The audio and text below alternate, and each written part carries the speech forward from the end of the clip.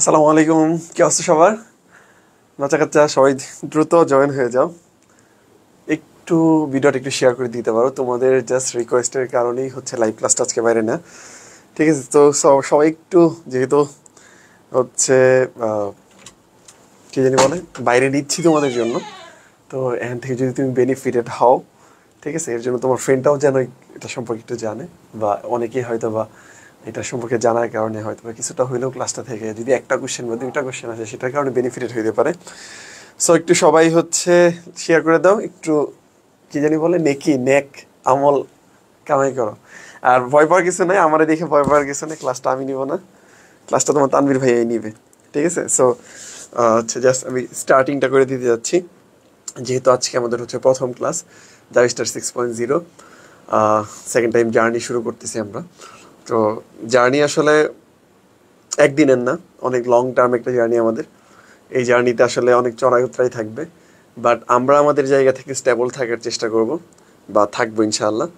তো আমার বিশ্বাস যে তোমরাও থাকবা, আর যখন দুইজনের কম্বিনেশন ভালো হবে ইনশাআল্লাহ এখান থেকে ভালো একটা আউটপুট পাবো আমরা, যদি আল্লাহ তাআলা চায়, ঠিক আছে? সো আমরা আমাদের জন্য আমাদেরটা বেস্ট দিতে আমরা হচ্ছে প্রস্তুত। এখন তোমরা প্রস্তুত কিনা এটা তোমাদের ব্যাপার, ঠিক আছে? আচ্ছা, ওকে। আজকে আমরা পড়বো হচ্ছে কুশবি আজান, ঠিক আছে? আমি পড়াবো কিনা বলো ভান, বলতো সাউন্ড ঠিক আছে কিনা, সবকিছু শোনা যাচ্ছে কিনা? একটু কাছের মানুষদের যারা আছে, মানে কাছের মানুষ যারা আছে তোমাদের, তাদেরকে একটু মেনশন করে দিতে পারো। ওয়ালাইকুম আসসালাম। সবকিছু ঠিক আছে কিনা ভাইয়া? যারা আগের কোর্সে আছে তাদের জন্য কি কোনো ডিসকাউন্ট আছে? আরে ডিসকাউন্ট আর কত দিব রে? 1 বছরের একটা কোর্স, মাত্র হচ্ছে কত, 1999 টাকা। তাহলে আর কত ডিসকাউন্ট দিব? এর চেয়ে ডিসকাউন্ট আর কি দেওয়া যায়? তারপরেও যারা হচ্ছে আমাদের হচ্ছে কি জানি বলে, কই আমাদের আগের স্টুডেন্ট ছিল, তাদের জন্য 99 টাকা ছাড় আজকের জন্য, শুধু আজকের জন্য, ঠিক আছে? তার মানে 1900, ঠিক আছে? কত টাকা? 1900 টাকা। যাও, এটা হচ্ছে আমাদের পুরাতন স্টুডেন্টের জন্য, যারা এই যে বলছো 99 টাকা, শুধু আজকে রাত 12টা পর্যন্ত।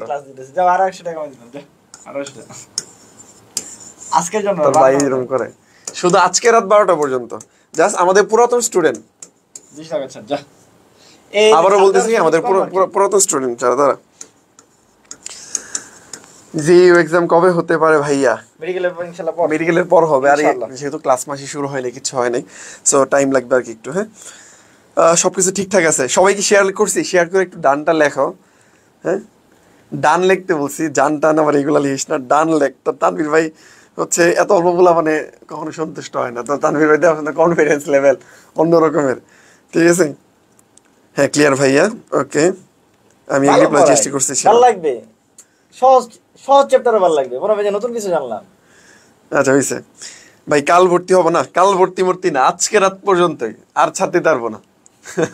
ঠিক আছে, আজকে রাত পর্যন্ত পুরাতন স্টুডেন্ট, ঠিক আছে? পুরাতন স্টুডেন্ট যারা আমাদের কোর্সে ছিল আগে ফার্স্ট টাইমে, তাদের জন্য এটা। হ্যাঁ, সবাই একটু শেয়ার ডান লেখি। আচ্ছা, আরেক মিনিট আমি টাইম নিব। কত বাজে? আচ্ছা, আরেক 2 মিনিট আমি টাইম নিব, ঠিক আছে? আমরা যেটা বলছি, আমরা তোমাদের লম্বা রেসের গোড়া বানাবো, ঠিক আছে? সো ইনশাল্লাহ আমরা চেষ্টা করবো এমনভাবে তোমাদেরকে প্রস্তুত করার জন্য, বা হচ্ছে তোমাদেরকে এমনভাবে হচ্ছে আগায় নিয়ে যাবো যেন তুমি ফাইনালে যে যাচ্ছে ভালো করো। শেয়ার ডান, এই তো জান্নাতুল ফেরদৌস তানিয়া, থ্যাংক ইউ আপু। এই তো জয়ন্তী দাস, ডান, ওকে, গুড। তারপর হচ্ছে আতিয়া ইবনে শর্মা, কি বলছে? এটা কোনো কথা ভাইয়া? এত শেয়ার দিলেন, এত ছাড় দিলেন, ও ছাড় দিয়ে দিছি বেশি। এই যে 100, আমি 100 টাকা দিছিলাম, তোর বেশি, এটা তোর তানভীর ভাই বেশি, 200 টাকা দিলাম, যাও দিছি। আরে টাকা আচ্ছা, এটা কোনো কথা? পাবলিকালি হচ্ছে, পাবলিকালি হবে না। পলাশ হোসাইন ভাইয়া, জাবির পরীক্ষা কখন? জাবির পরীক্ষা দেরি আছে, ঠিক আছে, বহুত দেরি। শোনো, আমি যেটা বলছি, খুবই সহজ অধ্যায়, খুবই সহজ করে পড়াবো, অল্প সময় লাগবে, নতুন কিছু শেখাবো। Tata, bye bye. এখন জাবিরে মেন টার্গেট কি হবে? শূন্য থেকে পড়ো। জাবিরে মেন টার্গেট ধয়ে পড়ার দরকার নাই, তুমি অবশ্যই সাথে গুচ্ছ, তোমরা যারাই সেকেন্ড টাইম করতেছ সবাই যেন হচ্ছে মাথায় গুচ্ছ থাকে, ঠিক আছে? তুমি যেই টার্গেট নিয়ে আগাও, গুচ্ছরে মেন ফোকাসে রাখবা, মানে গুচ্ছটার মেন ফোকাসে রাখবা বলতে গুচ্ছ মাথায় রাখবা, ঠিক আছে? জাবি নিয়ে পড়ো, রাজশাহী নিয়ে পড়ো, অমুক নিয়ে পড়ো, তমুক নিয়ে পড়ো, কোনো সমস্যা নেই, বাট তারপরও গুচ্ছের ব্যাপারটা মাথায় রাখবা, কারণ গুচ্ছ অনেক বড় একটা অপরচুনিটি। ফার্স্ট হবি? হ্যাঁ, ফার্স্ট অবশ্যই। জাবির পরীক্ষা কখন? এরে জাবির পরীক্ষা বহুত দেরি। আচ্ছা, জাবির পরীক্ষার আগে আমরা 2বার রিভিশন দিব আমাদের এই কোর্সে। অ্যাটলিস্ট এটা তোমাকে বললি যে জাবির পরীক্ষা যখনই হোক তার আগে আমরা 2বার তোমাদেরকে রিভিশন দেওয়া হবে ইনশাআল্লাহ। ইনশাআল্লাহ সর্বোচ্চ চেষ্টা করবো, ইনশাআল্লাহ 2বার রিভিশন হবেও। ঠিক আছে, আমরা ক্লাস 2বার, লাইভ ক্লাস 2বার রিভিশন নিয়ে যাবো ইনশাআল্লাহ। ঠিক আছে, কি আগে একবার হচ্ছে আগের বার অ্যাক্সেস দেওয়া আছে ভাই, 100% ডিসকাউন্ট চাই। মুবিন তোর জন্য 100%, তোর জন্য 100%। হ্যাঁ আচ্ছা, আমার মাথায় অনলি জিও। ঠিক আছে, জিওই থাকতে হবে, টার্গেট একটাই। এই কত বাজে? আচ্ছা শুরু করে দে। ঠিক আছে বাচ্চা কাচ্চা থাকো।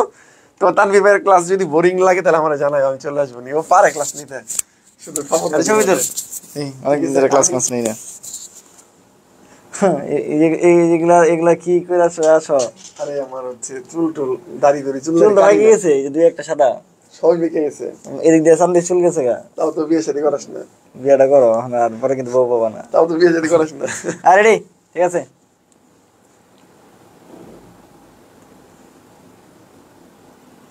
জার্নি শুরু করলাম, ইনশাআল্লাহ ভালো কিছু করব এবং ভালো কিছু করতে হবে, এই জন্য টার্গেট থাকে।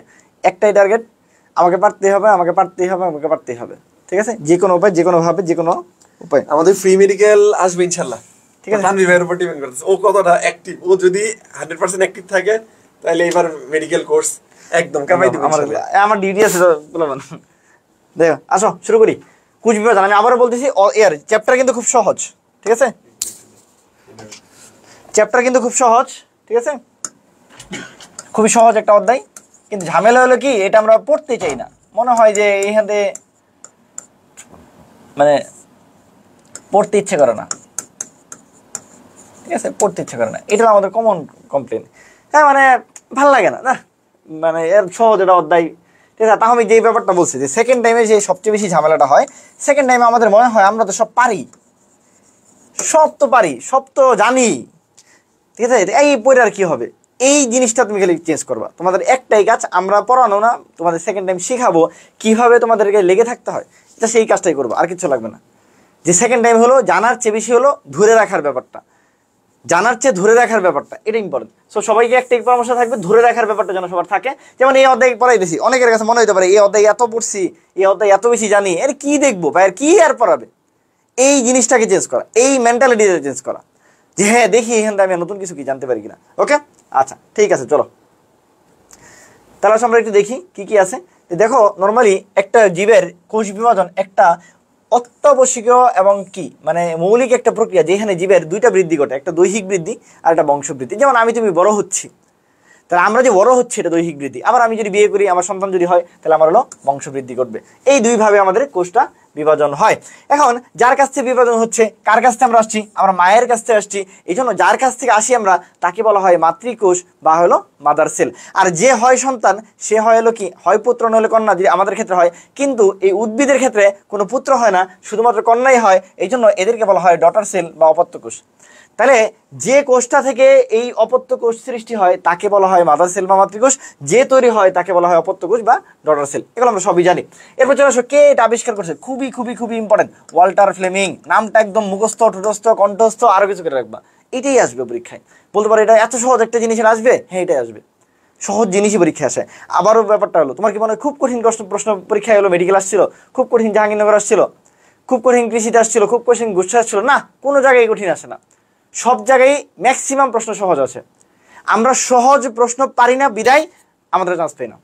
তাহলে সহজ প্রশ্ন পারতে হবে, কঠিন প্রশ্ন সবাই পারে না। সো ওটা নিয়ে তোমার মাথা কামানোর দরকার নেই, সহজ প্রশ্ন যেন একটা ভুল না হয়। ওকে, এটা কোথায় পাইছিল? এটা সর্বপ্রথম সামুদ্রিক সালামান্ডার কোষে পাইছে। সমুদ্র মানে পানি, তাহলে এটাতে দেখো এই সমুদ্র মানে পানি, এখানে ওয়াল্টারের যদি এল বাদ দাও তাহলে ওয়াটার মানে পানি। কোথায়? একটু বৈজ্ঞানিক নামটা দেখবা, এটা হলো জাহাঙ্গীরনগর ভার্সিটির জন্য খুবই ইম্পর্টেন্ট, এটা যে ইউডিতে তোমার আসতে পারে। ঠিক আছে, তাহলে ট্রিটোরাস ম্যাকুলোসা। এরপরে যে লাইনটা তুমি জীবনে কোনোদিন পড়ো নাই, হয়তোবা অনেকেই হয়তোবা পড়ো নাই, অনেকেই জীবনে দেখো নাই, এই লাইনটাই জাভিডি ইউনিট আসছে। জাভিডি ইউনিটের প্রশ্নের প্যাটার্ন একটু ভিন্ন, একটু অন্যরকম। তাহলে এই প্রশ্নটা আসছে কি, যে একটা কোষ থেকেই কোষের সৃষ্টি হইতে পারে, এটাই বলছে রুডলফ বিরসাও। এই রুডলফ বিরসাও যেটা বলছে, এটা জাভিডি ইউনিটের প্রশ্ন। তাহলে তোমাকে এইভাবেই পড়তে হবে। দেখো এই লাইনটা হয়তো অনেকেই পড়ো নাই, অনেকে পড়তেও পারো, বাট এই লাইনটাই জাবিডি ইউনিট আসছে। তাহলে এই কোষ থেকে যে কোষের সৃষ্টি হয় এটা আবিষ্কার করছে রুডলফ বিরসাও। তাহলে রুডলফ বিরসাও সর্বপ্রথম কোষ থেকে কোষের আবিষ্কার করছে।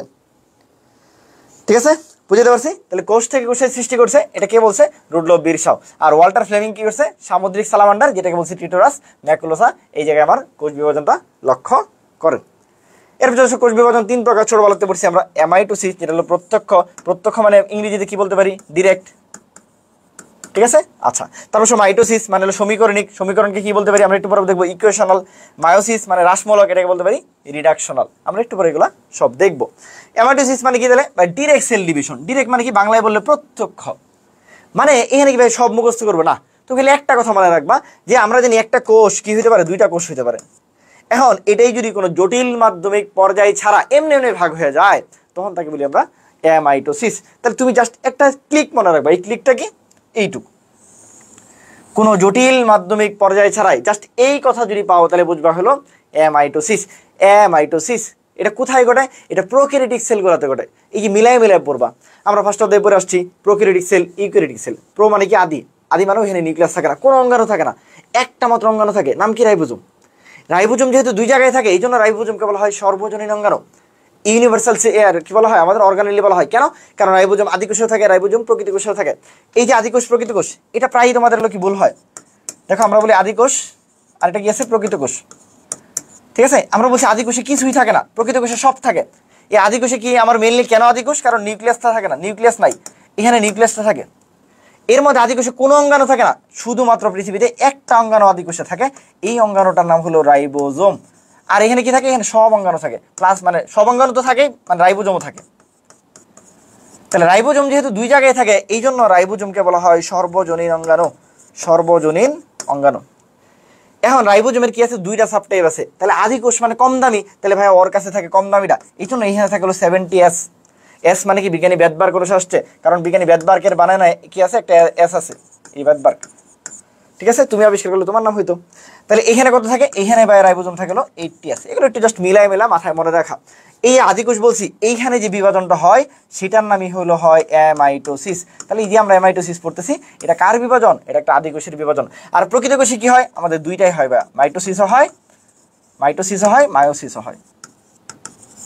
ঠিক আছে, মাইটোসিস মায়োসিস 2টাই হয়। এই আদিকোষ প্রকৃত কোষটা একটু মাথায় রাখলে আমাদের সহজেই আমরা পারবো। ঠিক আছে, বুঝতে পারছি? তাহলে দেখো এই কনসেপ্টগুলো যেন থাকে যে ভাই একটা আদিকোষে কোনো ধরনের অঙ্গাণু থাকে না, প্রকৃত কোষে সব ধরনের অঙ্গাণু থাকে, আদিকোষে নিউক্লিয়াসটা থাকে না, প্রকৃত কোষে নিউক্লিয়াস থাকে, আদিকোষটাতে রাইবোজোম থাকে, এখানে সব অঙ্গাণু থাকে, রাইবোজোমও থাকে। এই রাইবোজোমের যে সবচেয়ে সর্বনিম্ন যেটা 70S বা 70 ব্যাটবার্গ থাকবে, আর রাইবোজোম 80S থাকবে। যেহেতু রাইবোজোম আদি প্রকৃত 2 জায়গায় থাকে এই জন্য এটাকে বলা হয় সর্বজনীন অঙ্গাণু। আর এই আদিকোষে কম দামিটা থাকবে এই জন্য এখানে হয় অ্যামাইটোসিস, আর প্রকৃত কোষে হবে আমার মাইটোসিস আর কি মায়োসিস। এই কথাগুলাই। তাহলে এই যে অ্যামাইটোসিস, তাহলে মানে এটা কি ভাইয়া? এটা হলো আদিকোষে হয়, সহজ সরল জায়গা। আগের মানুষ এত কি ছিল না, আদি মানুষ কি ছিল না, এত বেশি প্যাচারি ছিল না। তারা কোনো জটিল মাধ্যমিক পর্যায় ছাড়াই যদি একটা কোষ 2টা কোষে পরিণত হতে পারে তাদেরকে বলা হয় অ্যামাইটোসিস। মুখস্থ করার কিছু নাই, একটা কোষ জাস্ট খালি কি হয়েছে এই কথাটুকু মনে রাখবো, জটিল মাধ্যমিক পর্যায় ছাড়াই, তারাই হলো আমার অ্যামাইটোসিস। ঠিক আছে, তোমাদেরকে PDF আমরা দিয়ে দিব, প্যারা নিও না। ওকে, হ্যাঁ।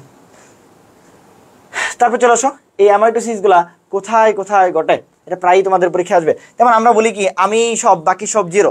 ঠিক আছে, বলি না এরকম, আমি সব বাকি সব জিরো। তাহলে আমি সব, তাহলে এটা দিয়ে মনে রাখবা, কি মনে রাখবা? সূত্রটা মনে রাখবা হলো আমি সব। আমি সব, আমি সব মানে কি? অ্যামাইটোসিস যেহেতু জটিল মাধ্যমিক পর্যায়ে ছাড়াই করে, তাহলে এইখানে অ্যামাইটোসিস বলছে যে আমি একাই সব আর কেউ কিছু না। অ্যামাইটোসিস মনে রাখবা আমি সব। ভাই আমি সব দেখি, এই যে ভাইয়া আমি দিয়ে মনে রাখবা হলো এমিবা, রশ্মি দিয়ে মনে রাখবা ইস্ট, দন্তস্ব দিয়ে লিখে নেবে না, হ্যাঁ, দন্তস্ব দিয়ে লিখবা হলো সায়ানো ব্যাকটেরিয়া, সায়ানো ব্যাকটেরিয়া।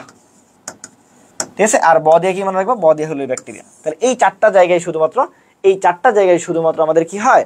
এই 4টা জায়গায় শুধুমাত্র আমাদের অ্যামাইটোসিস প্রক্রিয়া ঘটে। কিভাবে মনে রাখবো? আমি সব বাকি সব জিরো। ঠিক আছে, আমি সব বাকি সব জিরো। আ দিয়ে বলছি অ্যামিবা, মি দিয়া বলছি মানে এমি দিয়া বলছি অ্যামিবা, রশ্মি দিয়ে বলছি ইস্ট, দন্তস্ব দিয়ে বলছি সায়ানো ব্যাকটেরিয়া। এই সায়ানো ব্যাকটেরিয়া অনেক সময় কিন্তু তোমাদের নাম চলে আসে। সায়ানো ব্যাকটেরিয়া কিন্তু একটা ব্যাকটেরিয়া যেটার বাংলা নাম হলো নীলাভ সবুজ শৈবাল। নীলাভ সবুজ শৈবাল। যেটাকে ইংলিশে বলা হয় blue green algae. Blue green algae যে কোনোভাবেই পরীক্ষা আসতে পারে, ঠিক আছে? তোমাকে এই জন্য ওয়াইড নলেজ রাখতে হবে। আমরা কেন চান্স পাই না? আমাদের নলেজ খুব সংকীর্ণ, আমরা খুবই অল্প জানি, একটার সাথে আরেকটা কানেক্ট করতে পারি না। এই যেরকম কানেকশন লাগবে, ঠিক আছে? তাহলে একটা সায়ানোব্যাকটেরিয়া, যেটা বাংলা নাম হলো নীলাভ সবুজ শৈবাল, নীলাভ সবুজ শৈবাল, ইংলিশে বলে ব্লু গ্রিন অ্যালগি, ঠিক আছে? মনে থাকবে? আচ্ছা, ঠিক আছে, একটু ক্লিয়ার? আচ্ছা, যেহেতু জাহাঙ্গীরনগর বিশ্ববিদ্যালয়ে পরীক্ষা দিতে গেছো, তাহলে অবশ্যই তোমাকে এইখানে একটা বিজ্ঞানীর নাম লেখা আছে, এটাকে স্টার দিয়ে মনে রাখতে হবে। এটা যাবি ডি ইউনিটের জন্য শুধু পড়বা, বাকি কোনো ভার্সিটির জন্য তোমাকে পড়া লাগবে না। বিজ্ঞানী স্টার্সবার্গার উনি সর্বপ্রথম বলছে অ্যামাইটোসিস প্রক্রিয়াটা জটিল এবং উন্নত কোষ বিভাজন পদ্ধতির উৎপত্তি হয়েছে। অ্যামাইটোসিস প্রক্রিয়া থেকেই জটিল ও উন্নত কোষ বিভাজন প্রক্রিয়ার উৎপত্তি হয়েছে। এটা কে বলছে? এটা বলছে বিজ্ঞানী স্টার্সবার্গার। এটা কার জন্য পড়বা? শুধুমাত্র যাবি ডি ইউনিটের জন্য পড়বা। শুধুমাত্র যাবি ডি ইউনিটে এই প্রশ্ন আসে, অন্য কোথাও আসবে না। এই জন্য বলছি তোমাকে যাবি ডি ইউনিটের জন্য প্রিপারেশন নিলে মনে রাখবা এই প্রিপারেশন দিয়ে তুমি বায়োলজি সব জায়গায় পরীক্ষা দিতে পারবা, ঠিক আছে?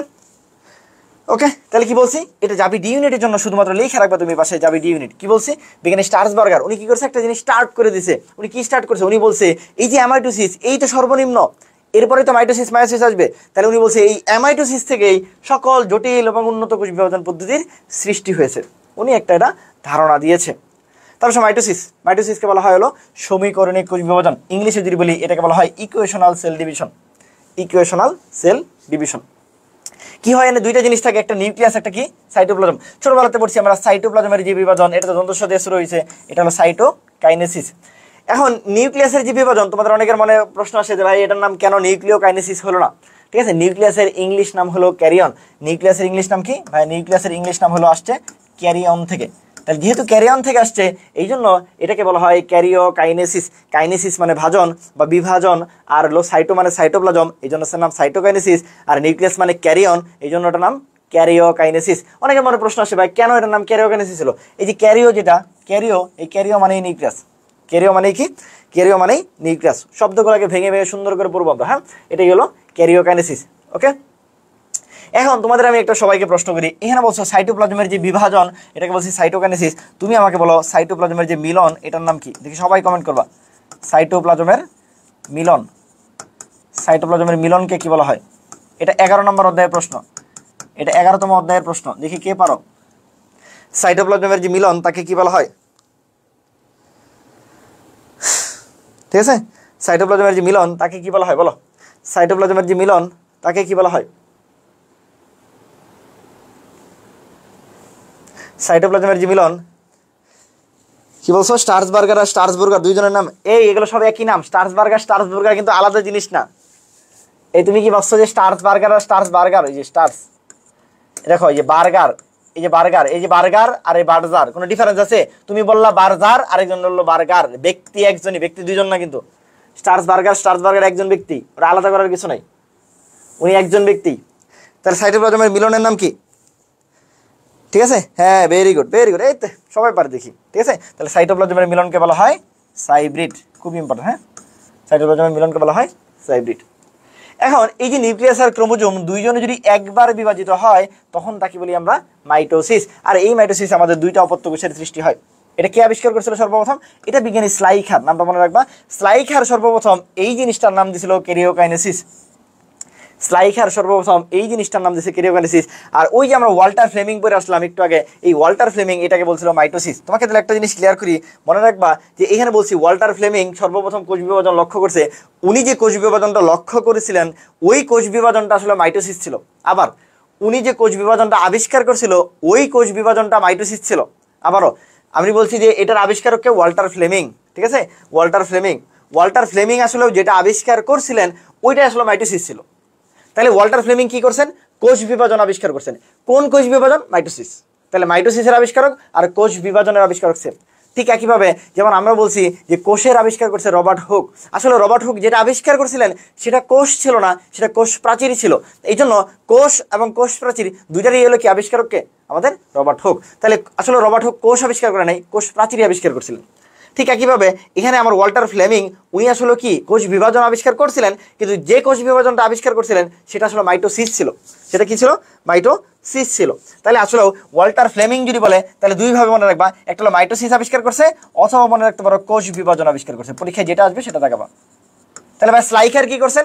স্লাইখার হলো মাইটোসিস আবিষ্কার করে নাই। স্লাইখার যেটা আবিষ্কার করছিল, এই স্লাইখার আবিষ্কার করছে ক্যারিওকাইনেসিস। তোমরা এগুলো পরীক্ষার হলে যা ভুল করো, এই জন্য সুন্দর করে গুছায় বলে দিলাম। তাহলে ওয়াল্টার ফ্লেমিং কোষ বিভাজন আবিষ্কার করছেন, এবং কোষ বিভাজন যেটা আবিষ্কার করেছিলেন সেটা মাইটোসিস ছিল। আর স্লাইখার শুধুমাত্র মনে রাখবা স্লাইখার ক্যারিওকাইনেসিস আবিষ্কার করেন। ওকে, এটাকে সমীকরণই বলা হয়, এটা তো রিটেনে পড়া, আমরা এখানে বলবো না। মাইটোসিস কোথায় ঘটে? এক কথা হলো আমরা মনে রাখবো জনন কোষ ব্যতীত। কি বলছি? শুধুমাত্র মনে রাখবা জনন কোষ ব্যতীত। এই যে জনন কোষ, এই জনন কোষটা শুধু হলো মায়োসিস। এই একটা কথাই মনে রাখবা। শোনো, পড়াশোনা কমাই নিয়ে আসতে হবে।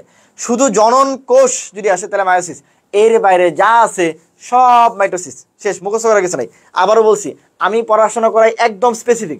যে জায়গায় 3টা উদাহরণ আছে তানবীর ভাই 2টা পড়াবে, 100% পড়াবে, একটা বাদ। যে জায়গায় 2টা উদাহরণ আছে তানবীর ভাই একটা পড়াবে, আরেকটা বাদ। পড়াশোনাকে গোছায়া কমাই নিয়ে আসতে হবে। পড়াশোনা করতে হবে স্পেসিফিক, পড়াশোনা করতে হবে বুঝা, পড়াশোনা করতে হবে মানে মিলায় মিলা। এই চ্যাপ্টারের সাথে ওই চ্যাপ্টারে কি মিল আছে, এখানে যেটা বললাম সেটা আরেক অধ্যায় কিভাবে পড়ছি, কেমিস্ট্রির একটা জিনিস বায়োলজির সাথে কিভাবে কানেক্ট করা যায়। ঠিক আছে, এইভাবে যখন তুমি এলো মাল্টি ডাইমেনশনাল চিন্তা করে পড়াশোনা করবা, পড়াশোনা ভালো লাগবে, মজা লাগবে। বিশ্বাস করো, আমার লাইফে এখন আমার পড়াশোনা করতে ভালো লাগে, আমার পড়াশোনা না করলে খারাপ লাগে। এটাকে নিজের অভ্যস্ততে নিয়ে আসতে হবে। একটা ফিলিংসের ব্যাপার, একটা ভালোবাসার ব্যাপার, একটা আবেগের ব্যাপার। তোমাকে বলতেই হবে, তোমাকে পারতেই হবে, অন্য কোনো সিস্টেম নাই। নিজের বাবা মাকে কষ্ট দিও না, আমার একটাই কথা, জাস্ট বাবা মার জন্য। পৃথিবীতে আর কারো কোনো কিছু দরকার নেই। নিজের বাবা মাকে যে পরিমাণ কষ্ট দিছো, এই যে 1 বছর তুমি চান্স পাও নাই, তুমি যত না বেশি কথা শুনছো তার চেয়ে বেশি কথা তোমার বাবা মা শুনছে। প্লিজ রিকোয়েস্ট, নিজের বাবা মার জন্য হলে কষ্ট করো। আমরা মধ্যবিত্ত পরিবারের সন্তান, কারো কারো বাবা কৃষক, কারো বাবা শিক্ষক, কারো বাবা হলো চাকরি করে, কারো বাবা হলো মানে মানে যে কোনো কিছু হতে পারে। সেটা হলো নিজেকে অন্য অন্য যোগ্যতায় নিয়ে যেতে পারবো তোমার পরিশ্রম দ্বারা। এটা যেন হয় একটু মন থেকে, যে না আমি আমার বাবা মার জন্য পড়বো, আমি আমার নিজের জন্য পড়বো। পারতেই হবে আমাকে, হ্যাঁ আমাকে পারতেই হবে। ওকে, আচ্ছা, তাহলে কি বলছি? শুধু জনন কোষ এটা মায়োসিস দেওয়া হয়, বাকি সব হলো কোথায় হয়? মাইটোসিস দেওয়া হয়। এটা তোমার মুখস্থ করার দরকার নেই। তাহলে মাইটোসিস প্রাণী উদ্ভিদের দৈহিক কোষে ঘটে, ঠিক আছে, শাখা প্রশাখার শীর্ষে ঘটে, মূলে ঘটে, ক্যাম্বিয়ামে ঘটে। তোমার এগুলো পড়ার দরকার আছে না। এখন একটা জায়গায় ঝামেলা বাজে। কি ঝামেলা বাজে? ভাইয়া বলে দিলেন জনন কোষ, আরেকটা জিনিস আছে, ওটা হলো জননাঙ্গ। এটার মধ্যে তোমাদের ঝামেলা বাজে। এই জন্য মনে রাখবা একটু, এটা একটু মনে রাখবা। তানভীর ভাই বারবার বলতেছে জনন কোষ মায়োসিস, কিন্তু জননাঙ্গ যদি পরীক্ষা আসে, এই জননাঙ্গ কিন্তু মাইটোসিস। জননাঙ্গ 100% মাইটোসিস। জননাঙ্গ, আবার বলতেছি, জননাঙ্গ 100% মাইটোসিস, কিন্তু জনন কোষ এটা মায়োসিস।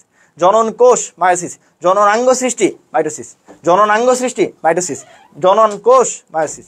ঠিক আছে, ভুল যেন না হয়। আমি এত বেশি বলতেছি, তুমি বলছি কি পরীক্ষার হলে তুমি দেখবা তানভীর ভাইয়ের কথা রেজোনেন্স ক্রিয়েট হচ্ছে, যে ভাইয়া বলে দিচ্ছে, বারবার বলছে, ভাইয়া বারবার বলছে যে স্লাইখার মানে ক্যারিওকাইনেসিস, ওয়াল্টার ফ্লেমিং হলো কি করছে কোষ বিভাজন, উনি হলো মাইটোসিস। ঠিক আছে, এগুলো দেখবা মাথায় রেজোনেন্স ক্রিয়েট হচ্ছে। বারবার আমি বলি, আমাদের মেমোরিগুলো প্রথমে এই টেম্পোরাল লোবের দিকে থাকে, মানে পিছন দিকে থাকে। এইখান থেকে ধাক্কা দিয়ে তোমাকে সামনে নিয়ে আসতে হবে। এটাকে বলা হয় ফ্রন্টাল লোব। ফ্রন্টাল লোবের মেমোরিগুলো পার্মানেন্ট, আর এই পিছনের দিকে যে মেমোরিগুলো থাকে এগুলো হলো টেম্পোরারি মেমোরি। কিরকম? আমরা দেখবো অনেক সময় ওটিপি কোড ইউজ করি। তোর একটা ওটিপি, উপরে একটা ওটিপি আসছে 1 2 3 5, আমরা ওটা মুখস্থ করে নিচে বসাই দিই। বিভিন্ন আমরা জিনিস কিনতে গেলে এরকম ওটিপি কোড আসে না, এটা আমার টেম্পোরারি মেমোরি। কালকে সকালে কি দেখাইছি বা 7 দিন আগে সকালে কি দেখাইছিলাম, ওটা আমার একটা টেম্পোরারি মেমোরি, আমি ভুলে গেছি। ওই দিন বিকেলে মনে ছিল, রাতে ভুলে গেছি। ছোট ছোট মেমোরি আমার। কিন্তু আমার একটা জিনিস, আমি একটা অনেক বড় ধাক্কা খাইছি, ওটা আমি সারা জীবন মনে রাখছি, তাহলে ওটা আমার পার্মানেন্ট মেমোরি। পার্মানেন্ট মেমোরি করতে হবে পড়াশোনাকে। এই পিছন থেকে ধাক্কা দিয়ে কোথায় আনতে হবে? সামনে আনতে হবে। আর ভাইয়া ধাক্কা দিব কেমনে? ভাইয়া ধাক্কা দিতে হবে, এক্সারসাইজ করতে হবে। বলতে পারো ভাইয়া ব্রেনের আবার এক্সারসাইজ কি? ব্রেনের এক্সারসাইজ হলো বারবার রিভিশন দাও, পড়ো, শেষ। বারবার পড়বা, এখান থেকে ধাক্কা দিয়ে এখানে নিয়ে আসবা। তোমাদের কাজ একটাই, আজকে আমাকে কথা দিবা যে ভাইয়া আমার পিছন থেকে মেমোরি সব ধাক্কা দিতে দিতে আমি সামনে নিয়ে আসবো। আমাকে পার্মানেন্ট মেমোরি ক্রিয়েট করতে হবে। ঠিক আছে, কি করতে হবে বলো? পার্মানেন্ট মেমোরি ক্রিয়েট করতে হবে। ওকে, তাহলে তানভীরের সাথে কথা একটাই, কি করতে হবে? পার্মানেন্ট মেমোরি ক্রিয়েট করতে হবে। ঠিক আছে, এইসব টেম্পোরারি মেমোরি দিয়ে হবে না। ওকে, কোষ চক্রে চলে আসো। কোষ চক্র বা ইন্টারফেস, বা সেল সাইকেল বা ইন্টারফেস। দেখো, একটা জিনিস পৃথিবীতে আসছে মানে কি?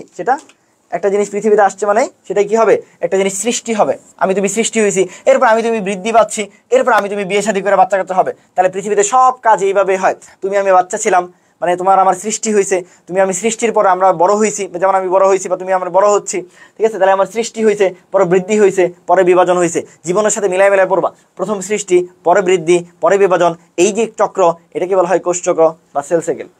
ঠিক আছে? তাহলে একটা জিনিস সৃষ্টি হবে, বৃদ্ধি হবে, বিভাজন হবে, তিনটাকে একত্র বলা হয় কোষ চক্র। এটা আবিষ্কার করছে বিজ্ঞানী হাওয়ার্ড এবং প্যাক।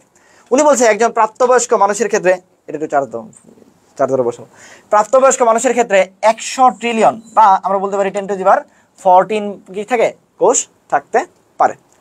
এখন কিছু কিছু কোষ আছে যারা বারবার বিভাজন হয়, আবার কিছু কিছু কোষ আছে যারা কখনোই বিভক্ত হয় না। আমার কথা হলো যারা বিভক্ত হয় না এগুলোই পরীক্ষায় আসে, সো আমি এগুলোই ভালো মতো পড়বো। ঠিক আছে? যারা বিভক্ত হয় না তাদেরকে আমরা কি মনে রাখি? পালসাস দ্বারা মনে রাখতে পারি, পালসাস। অনেকে অনেক কিছু দিয়ে মনে রাখে, যে যেমন মনে রাখো। প দিয়ে কি মনে রাখবা? প দিয়ে মনে রাখবা পেশিকোষ। ঠিক আছে? ল দিয়ে কি মনে রাখবা? লাল রক্তকোষ। অবশ্যই পূর্ণাঙ্গ হইতে হবে, পূর্ণাঙ্গ লাল রক্তকোষ। দন্তের সাথে কি মনে রাখবা? স্নায়ুকোষ। আর দন্তের সাথে কি মনে রাখবা? স্থায়ী কোষ। এই 4টা কোষ পৃথিবীতে কি হয়? আর কখনোই বিভাজন হয় না।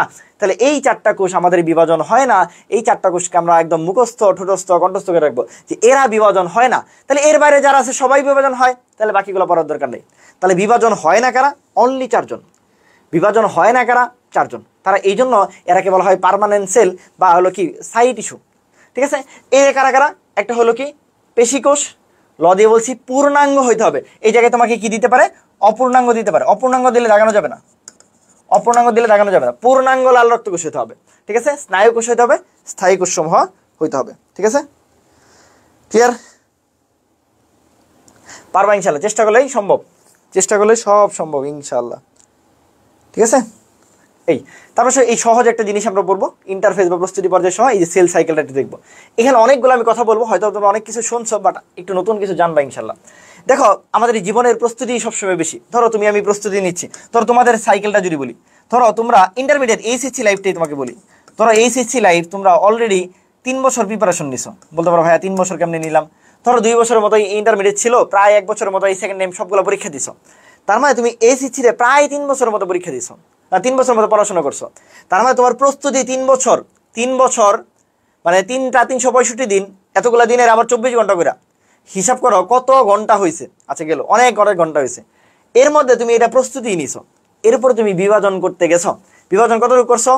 তুমি ধরো মেডিকেল পরীক্ষা দিতে গেছো, মেডিকেল অ্যাডমিশন টেস্ট এটা দিছো তুমি হলো 60 মিনিট, মানে 1 ঘন্টা দিছো। ঠিক আছে? তুমি গুচ্ছ পরীক্ষা দিতে গেছো এরকম মোটামুটি 1 ঘন্টা মোটামুটি। তুমি এগ্রিতে পরীক্ষা দিতে গেছো 1 ঘন্টা 20 মিনিট বা 90 মিনিট, 1.5 ঘন্টা আর কি, বা এইরকম। মানে প্রত্যেকটা জায়গায় তুমি দেখো তোমার প্রস্তুতি ছিল প্রায় 3 বছর, প্রায় 3 বছর মানে 3 × 65 আর ইন্টু হলো কি 24 ঘন্টা। এত ঘন্টা তুমি প্রিপারেশন নিছো, যেটা তোমার বিভাজন করতে যায় গেছো হলো কি মেডিকেলে গেছো মাত্র 60 মিনিট।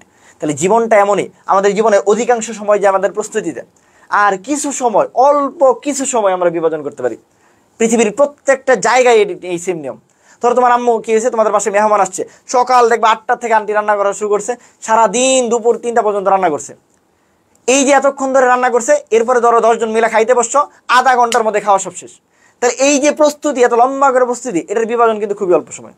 তো পৃথিবীর নিয়মটাই এরকম, আমাদের জীবনের অনেক লম্বা সময় কি থাকে? প্রস্তুতি থাকে। ঠিক একইভাবে একটা সেলেরও সেম সবচেয়ে বেশি সময়, লম্বা সময় কি থাকে? আমাদের প্রস্তুতি থাকে। এটাকে বলা হয় ইন্টারফেস। কত পার্সেন্ট? 90 থেকে 95%। এজ এ হিউম্যান বিং আমাদের প্রত্যেকটা কাজ এরকম থাকে। ঠিক আছে? এজ এ হিউম্যান বিং প্রত্যেকটা কাজ কি থাকে? এরকম থাকে। বুঝতে পারছি? আচ্ছা, তাহলে বিভাজন বাকিটুক বিভাজন কয় পার্সেন্ট? 5 থেকে 10%। ঠিক একইভাবে আমরা হলো গাড়ি করতে চাই, বাড়ি করতে চাই, অমুক করতে চাই, তমুক করতে চাই, করতে করতে করতে করতে দেখবা জীবনের অর্ধেক সময় শেষে যে বিভাজন ওই সময় যা দেখা যায় শরীরই চলতেছে না। এখন এই যে প্রস্তুতি, এটাকে 3 ভাগে ভাগ করা যায়। একটা হলো G1 দশা, যেটাকে ইংরেজিতে বলি আমরা গ্যাপ 1 দশা। ঠিক আছে? অথবা গ্যাপ মানে কি বাংলায় বললে বিরামন দশা। কি বলছি? গ্যাপ 1 বা বিরামন দশা। এস মানে কি? এস মানে হলো সিনথেসিস। এস মানে কি? এস মানে হলো সিনথেসিস দশা। আর G2 মানে কি? যা ভাই G2 মানে হলো গ্যাপ 2 দশা, বাংলায় বললে বিরাম 2 দশা। ঠিক আছে? দুইভাবে আসতে পারে। তাহলে G1 মানে গ্যাপ 1, বাংলায় বলে বিরাম চিহ্ন বলি না, দাঁড়িয়ে একটা বিরাম চিহ্ন, মানে তোমাকে একটু গ্যাপ দিয়ে যাওয়া। তাহলে গ্যাপ মানে বিরাম 1, আর এস মানে সিনথেসিস, আর গ্যাপ 2 মানে বিরাম 2। এখন তুমি আমাকে বলো, তোমাকে বলছে ডিএনএ কোথায় তৈরি হয়? ভাইয়া এর মধ্যে একটা, এটা তো গ্যাপ মানে রেস্ট নিবা না।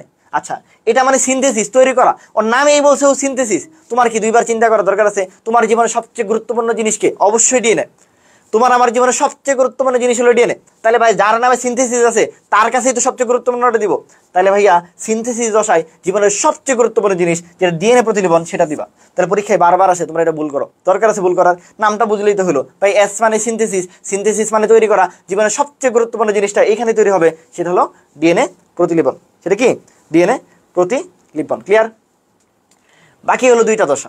এখন বাকি দুইটা দশার এই যে গ্যাপ ওয়ান, এই গ্যাপ ওয়ান থেকে যদি তুমি ডিএনএ প্রতিলিপন মানে কি তুমি সেম ডিএনএ আরেকটা তৈরি করে দিচ্ছ, প্রতিলিপনকে ইংলিশে বলা হয় রেপ্লিকেশন বা আরেকটা বলা হয় অনুলিপনও বলা যেতে পারে। তাহলে এই যে অনুলিপন বা প্রতিলিপন বা হলো রেপ্লিকেশন মানে কি একটা ডিএনএ হুবহু যদি আরেকটা ডিএনএ বানায়। তার মানে আমি যদি বৃদ্ধি করতে চাই, আমার মাইটোসিসের মূল লক্ষ্য কি? বৃদ্ধি করা। আমি যদি বৃদ্ধি করতে চাই তাহলে জি1 থেকে আমি কি করব? ডিএনএ কে প্রতিলিপন করতে পাঠাবো। আর আমি যদি বৃদ্ধি করতে না চাই, যে না ভাই আমি যাবোই না, আমি চান্স পাবোই না, আমি পড়বই না, আমি বাসায় শুয়ে থাকবো, আমি ঘুমাবো, ধরো তোমার এটা হলো তোমার কি এইখানে তোমার এটা হলো চান্স, এখন তুমি চান্স পাইতে যাবা কিনা, এটা হলো তোমার কি, এটা হলো তোমার হলো পড়াশোনা, মানে এই যে এস যেটা ডিএনএ হলো তোমার পড়াশোনা। ঠিক আছে?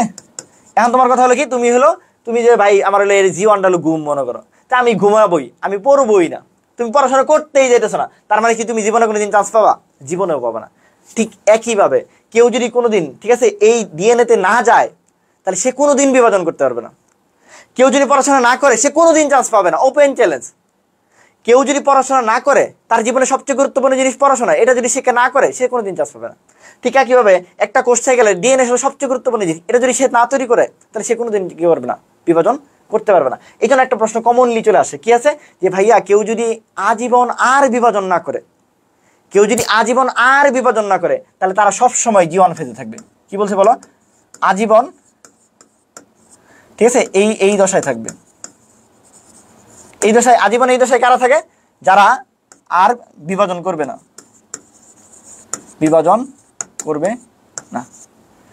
তাহলে পরীক্ষা আছে যারা আর বিভাজন করবে না তারা কোন দশায় থাকবে? তারা জি1 দশায় থাকবে। কারণ এস দশায় গেলে তো বিভাজন করে ফেলবে, পরে বাকিটুকু হয়ে যাবে। পড়াশোনা করে ফেললে তো তুমি চান্স পেয়ে যাবা। তাহলে এই পরীক্ষায় এই প্রশ্নটা বারবার আসে যে একটা কোষ যদি বিভাজন না করে তাহলে আজীবন আমৃত্যু কোথায় থাকবে? জি1 দশায় থাকবে। কি বলছি বলো? আবার সবাই আমার সাথে কমেন্টে জানাও, বুঝছো কিনা, যে একটা কোষ যদি বিভাজন আর না করে তাহলে সারা জীবন সে কোন দশায় থাকবে? সারা জীবন সে জি1 দশায় থাকবে। কেন? কারণ এস দশায় গেলেই তো সে বিভাজনের দিকে চলে গেল, এই জন্য সে বিভাজন করবে না। তার মানে যারা বিভাজন করবে না তারা আজীবন জি1 দশায় থাকবে। এটা কৃষি ইউনিভার্সিটিতে এগ্রিতে আসছিল এই প্রশ্নটা, আমি যে প্রশ্নটা এতক্ষণ ধরে বললাম। তো এগ্রিতে বলছিল যে যারা আর বিভাজন করবে না তারা কোথায় থাকবে? জি1 দশায় থাকবে, তারা ওইখানেই থাকবে। তাহলে এই যে একটু আগে যে পালসাস পড়াইলাম, যে উদ্ভিদের স্থায়ী কোষসমূহ, স্নায়ু কোষসমূহ, পেশি কোষসমূহ, পূর্ণাঙ্গ লালারক্ত কোষ, এরা যেহেতু আর কখনোই বিভাজিত হবে না, তারা প্রত্যেকেই জি1 থাকে। তারা সবাই কই থাকে? জি1 থাকে। বুঝছো? আচ্ছা, এখন তার মানে তুমি জি1টাকে যত লম্বা করবা তোমার ডিপেন্ড করবে তোমার কোষচক্র কতটুকু বড় হবে। আবার বলতেছি, ভালো মতো বুঝবা।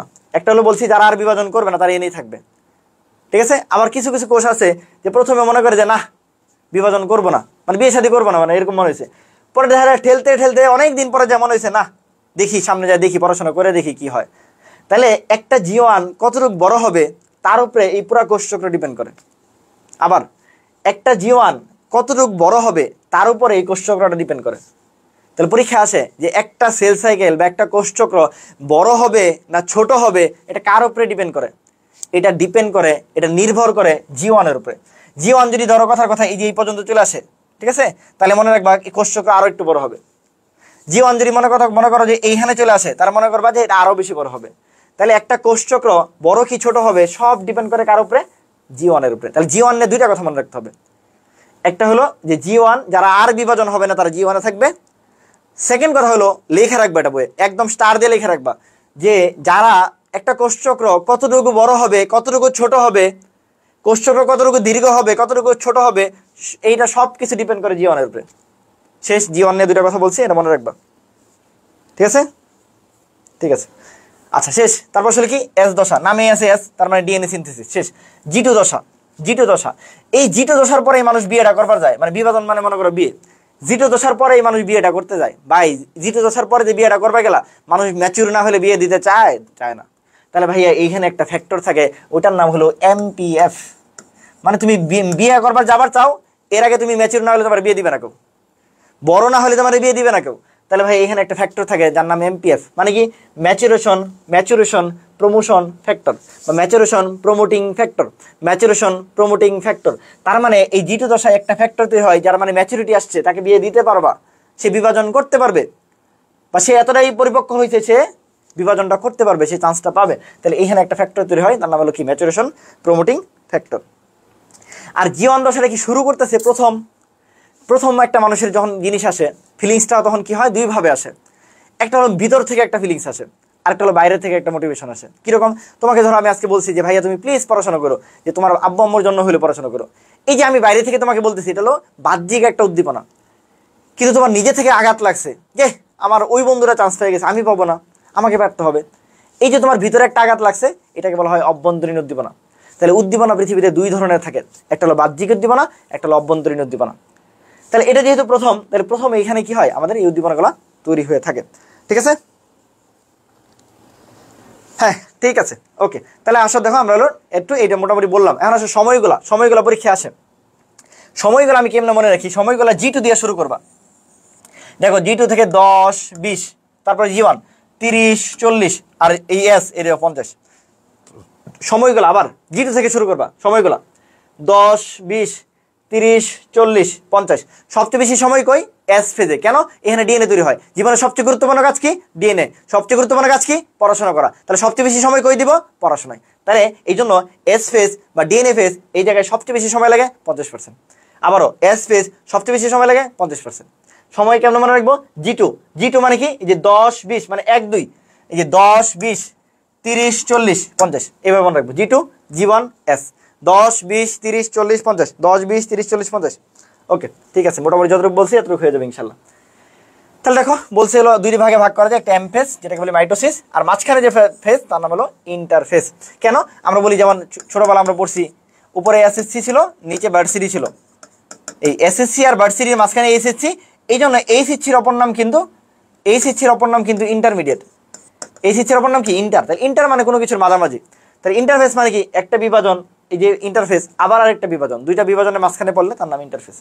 এই ঠিক আছে। এই সময় তো আমরা জানি এম ফেজে কত? 5-10, আর প্রস্তুতিতে 90-95। বলছে এগুলো সব একটা জেনেটিক প্রোগ্রাম দ্বারা নিয়ন্ত্রিত হয়। এর মধ্যে আমি কি বলছি? জীবনে উদ্দীপনা দুই ধরনের দরকার। তানভীর ভাই বলে দিচ্ছে পড়াশোনা করা দরকার, এটা বাহ্যিক উদ্দীপনা। আর নিজের মনে আঘাত লাগছে যে না আমার ওই বন্ধু চান্স পাইছে, ওই বান্ধবী চান্স পাইছে, আমাকে পেতে হবে, এটা অভ্যন্তরীণ উদ্দীপনা। তাহলে উদ্দীপনা দুই ধরনের, একটা কি বলছি? একটা হলো বাহ্যিক উদ্দীপনা। বাহ্যিক উদ্দীপনা কে দেয়? এই দেখো জীবনের জন্য বাহ্যিক উদ্দীপনা এগুলো সব হরমোনাল। মনে করলে একটা মেয়ের তোমার খুব ভালো লাগছে, এটা একদম আমার বাহ্যিক উদ্দীপনা। ঠিক আছে। তারপরে হলো কি আছে? কোনো গ্রোথ ফ্যাক্টর, এই জিএফ, মানে মনে রাখবো গার্লফ্রেন্ডই মনে রাখবা। জিএফ মানে গ্রোথ ফ্যাক্টর, যদিও এনে গার্লফ্রেন্ড মনে রেখো, সমস্যা নেই। গার্লফ্রেন্ড আর হলো কি হরমোন, এগুলো কি করে? সব বাহ্যিক উদ্দীপনা দেয়। গার্লফ্রেন্ড বলছে যে তোমাকে বিসিএস ক্যাডার দিতে হবে, একদম এগুলো বাহ্যিক উদ্দীপনা, এটা দিয়ে লাভ নাই। নিজে থেকে বুঝতে হবে, নিজে থেকে পারতে হবে, নিজে থেকে চিন্তা করতে হবে, ওই দিন পারবা, এর এক পর্যন্ত পারবা না। ঠিক আছে। তাহলে অভ্যন্তরীণ উদ্দীপনা কে দেয়? ভাই অভ্যন্তরীণ উদ্দীপনা দেয় সাইক্লিন সিডিকে। খুব ইম্পর্টেন্ট অভ্যন্তরীণ উদ্দীপনা, এটা দরকার তোমার জীবনে এইসব বাহ্যিক উদ্দীপনা খুব বেশি কাজে দেয় না। মোটিভেশন দিয়ে একটু আগানো যায়, নিজে থেকে বুঝতে হবে, নিজের মনে আঘাত রাখতে হবে। ঠিক আছে, বুঝতে পারছি?